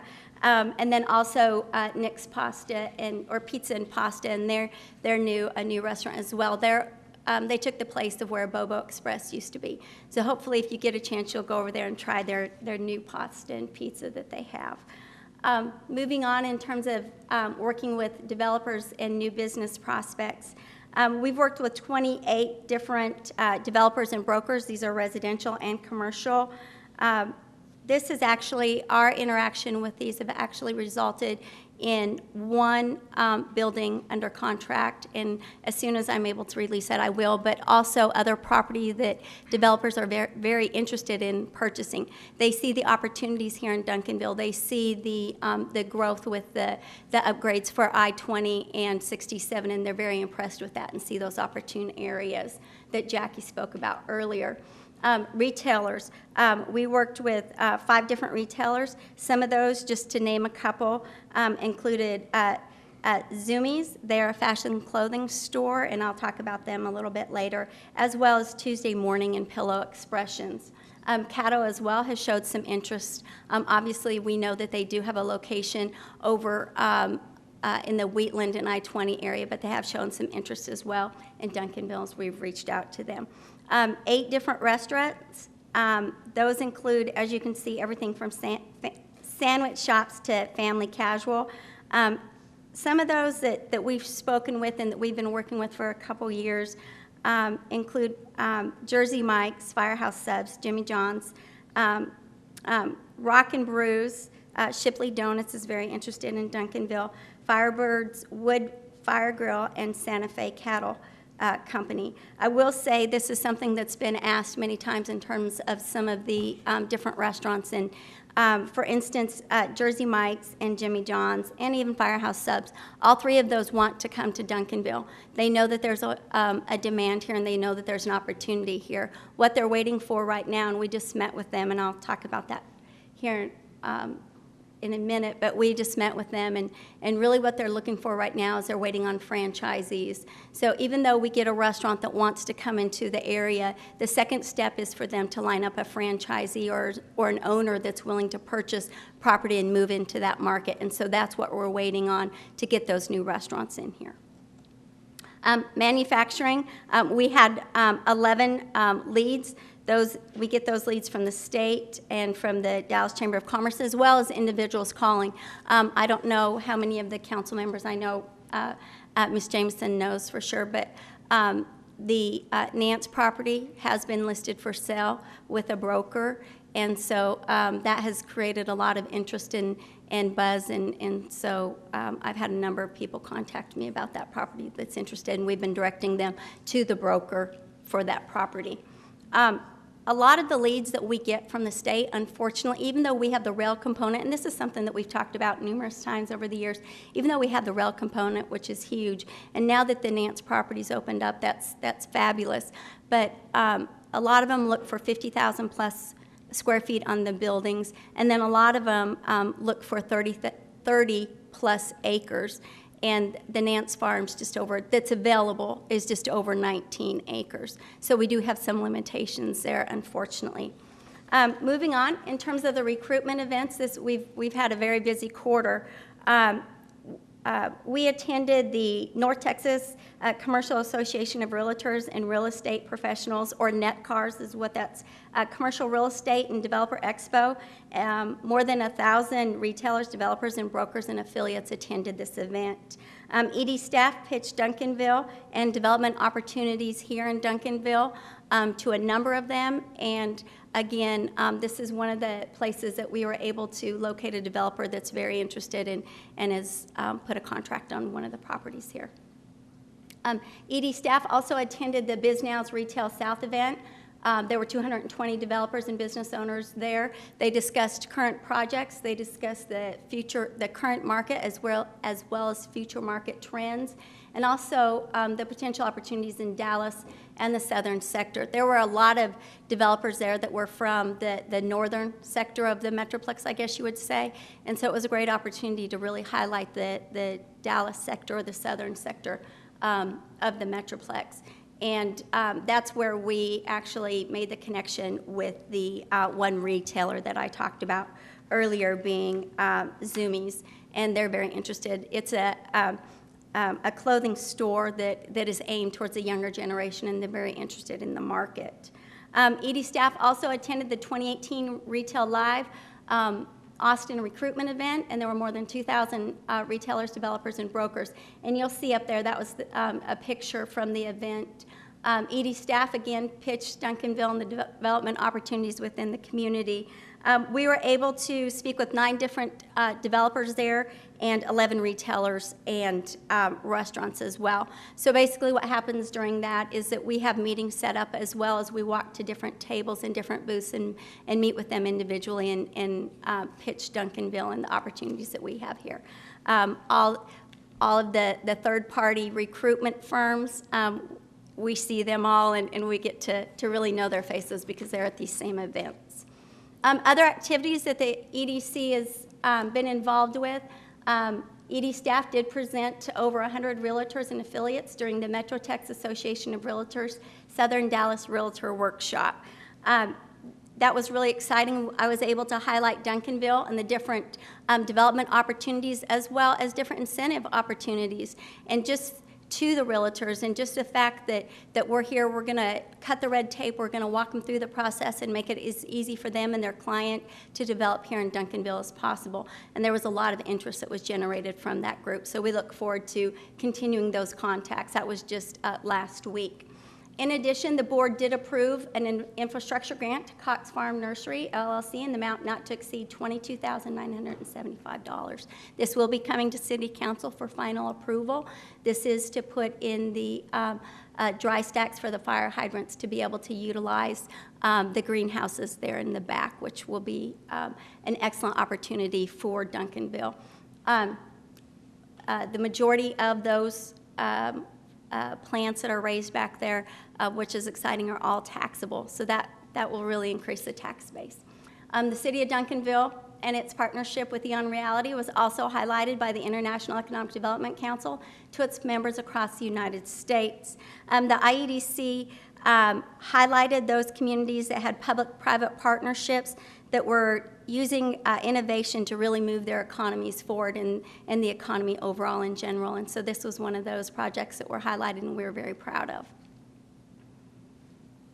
Other activities included DCEDC board members and staff attended the Workout Anytime grand opening and ribbon cutting, and that was a really enjoyable event, and they really appreciated the support City council members, as you all know, as well as DCDC board members and staff also attended the La Quinta Inn and Suites grand opening and ribbon cutting.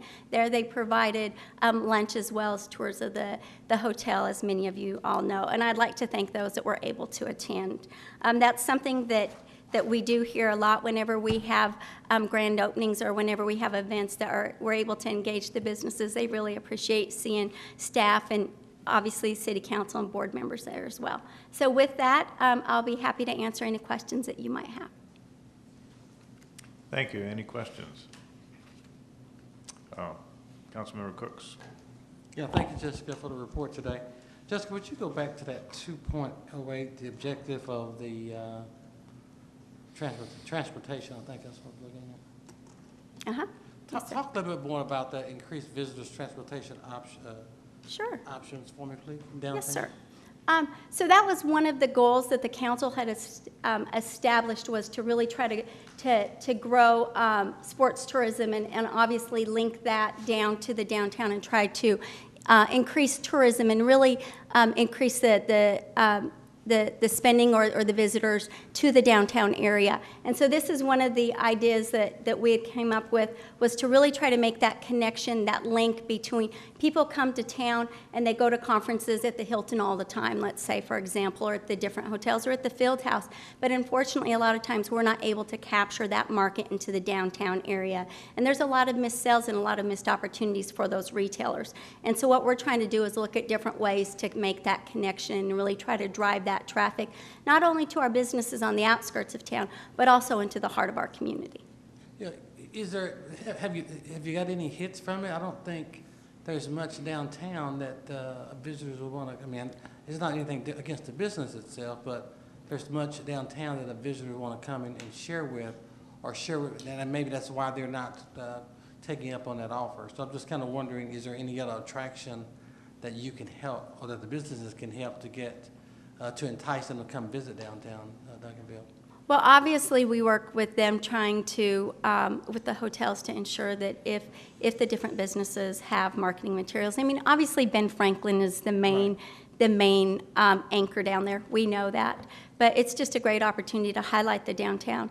Now, no, we have not had a huge success, as I've said, in terms of really getting those people downtown, but a lot of that, as you mentioned, is going to be really diversifying that market and offering. We do have some antique stores as well that are wonderful down there. I don't want to take away from anyone's business, but in terms of really getting those visitors down there. So hopefully, as we move forward with the second phase of Main Street and continue the redevelopment of that section, hopefully we will continue to increase that demand and that interest from visitors to attract them to the downtown area. Yeah, thank you. No, I'm not taking anything from the downtown business owners. Yes, just trying to make sure we attract, we kind of market that a little bit better for them to help with that. With that same thing in mind, increasing visitors transportation, have we considered taking that same transportation and offering it up to conferences that's in downtown Dallas, downtown Fort Worth, and having that same transportation to lure those visitors to our hotels here, and then transfer them back to their conventions? And I say that because our rates at our hotels may be a little bit more reasonable than what they're staying. And so with that same visitors transportation, we can still lure people in from the outside of Duncanville to our hotels in Duncanville. So have we looked at that at all? We have not.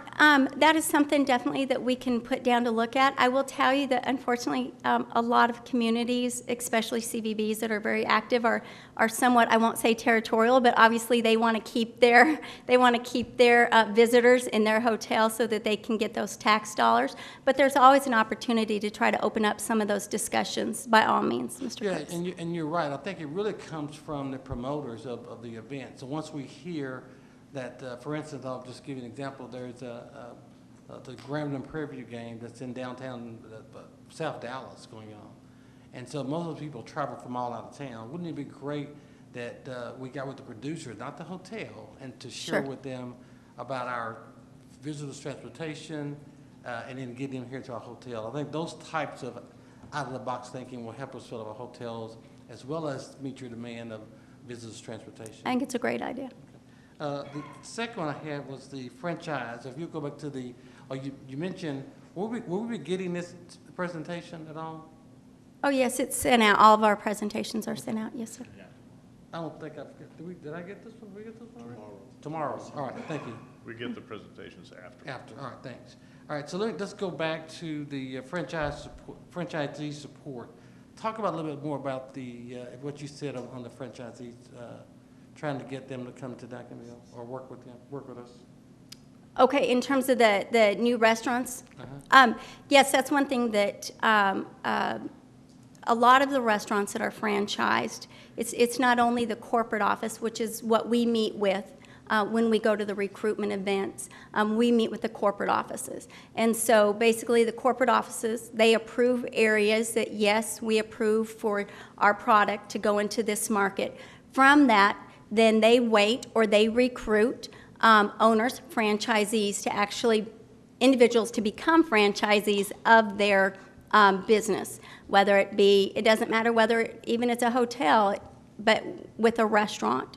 And so from that, then they have to show them different areas in the markets, in the Dallas-Fort Worth market. That's really kind of one of the areas, obviously the southern side, that we compete with.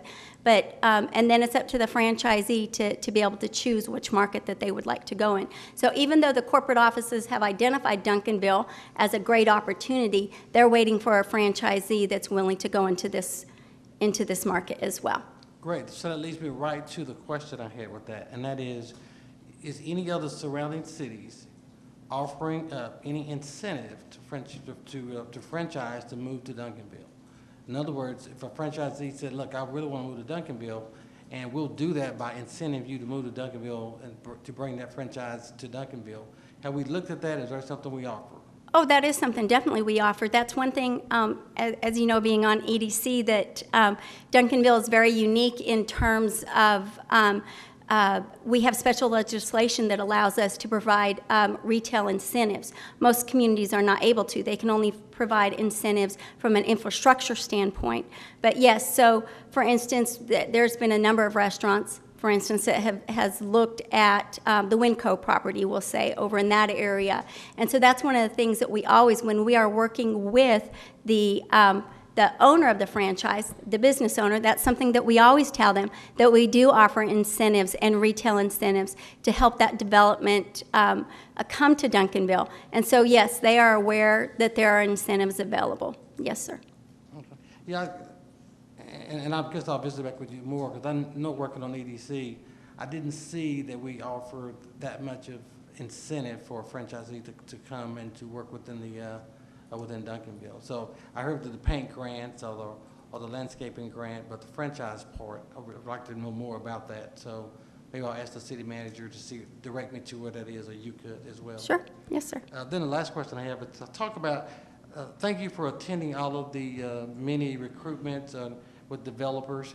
Have you considered trying to branch out to have that to be hosted in Duncanville, where we can become a host? And we, of course, we're not trying to host any of the cities.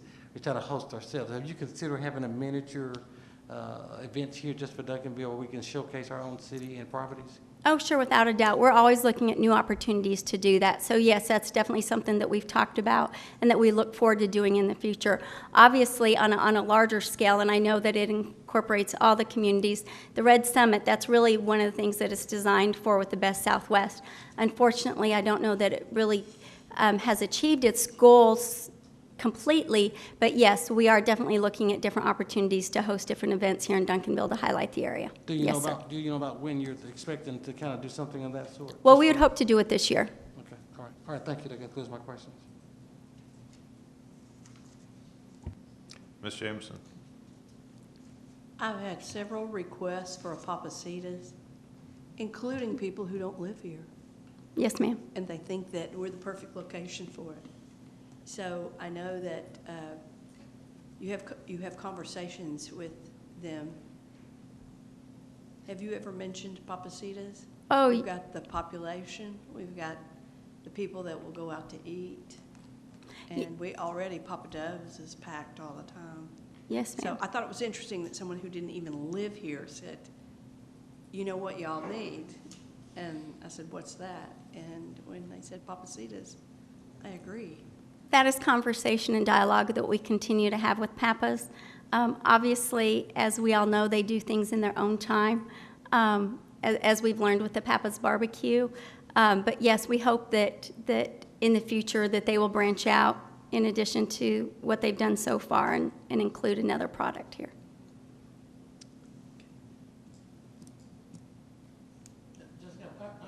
One more question on it. So right now, that's pretty public on the Papacitos? Not the Papacitos, the barbecue? All right, is that pretty public? Oh, yes, sir. The property's closed and they are getting ready to break ground. Do Yes, you know sir. if they conducted any research? I mean, we just heard Ms. Jamison talk about Papacitos.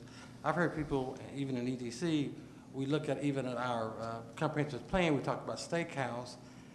Did we share that information with Papacitos or with Papados? Because if they're bringing one item, and I appreciate the item that the restaurant they want to bring, but if they're bringing that and our community is asking for something else, I want to know if we're sharing that with them. Can anybody on council join you with that conversation about that? Because if they bring an item, if they bring a restaurant to town and it is not successful, it leaves a bad taste on other businesses that want to move to Duncanville. And they're like, look, Papados is great. It's busted out of the scene. But now we try to bring something else in and it's not as active. So the one that they're considering at this point to bring to Duncanville, I just passed by that same restaurant today way across town and the parking lot's empty. And then when I looked at so not only, that was for one day for me, but then when I'm hearing other residents or community living in that same area, they tell me that's the same, that's how it looks. So I'm very concerned with if we don't approach the proposed retailer and say, here's what our comprehensive plan has said to us. Here's how we know you will also be successful. Because they're all telling us the same thing. If they have not seen that, if we have not tried to appear for them from one member of the council, we're going to come to a building that won't be supported enough, and then we become another empty building. And so I really hope that we could be able to talk with them, not just from the EDC standpoint, but a joint meeting with somebody with the organization where we could see, they can see what our community is saying that we need and to make it work. The Papados, of course, was here. The only reason we, of course, and that was probably during Jeanette's time and Councilman Jamison's time and others, and I'm sure that as they was talking about what needed to be here, it was probably overwhelming that everybody said, bring that to Duncanville or bring that to the local city. And if they want to be successful, I'll just kind of continue to ask, please try to get them to hear our voice. They can hear our voice in many ways. They can hear our voice in a comprehensive plan, and they can hear our voice through a city council member or mayor. Thank you. Yes, sir. I would like to just real quickly just address that a little bit, is that Papa's does extensive research on a market before they enter it. They spend way more money than the city of Duncanville has to spend on research in terms of identifying a market and whether their product's going to work there and be successful. So obviously we will continue to engage them and see what further opportunities there are, but I can assure council that they do extensive research before they ever put the money into a market of whether a business is going to be successful to them. Have they commented that a steakhouse would not prosper here? One of the things that they're concerned about with the steakhouse is that it will compete with Papados. And so that has been a concern for them. In terms of the Mexican component, Mexican food component, that is something that we've continued to have dialogue with them on. But from a steakhouse component, that is their concern. If they say they'll compete with themselves, then when I was just on Harry Hyde having lunch at Papa's, they're competing against themselves there as well, and the parking lot was empty. So all of the research, I'm not defining the research, I'm just saying we also put a lot of time and dollars into a comprehensive plan. We also listen to not only our city, but probably even surrounding of our city, and if we can, that's one of those things that the Best Southwest, I think that we could talk as the Best Southwest and say, here's what our community really is looking for. Again, if you bring the wrong thing, it won't be successful. Sure. And I know, I respect them putting their money into saying, here's what we know we need, but we got barbecue restaurants all around. And honestly, probably some better than Papa's that want to come. And I'm only saying this because I want them to be successful. Sure. If they're successful, others will come. And I'm not fussing at you.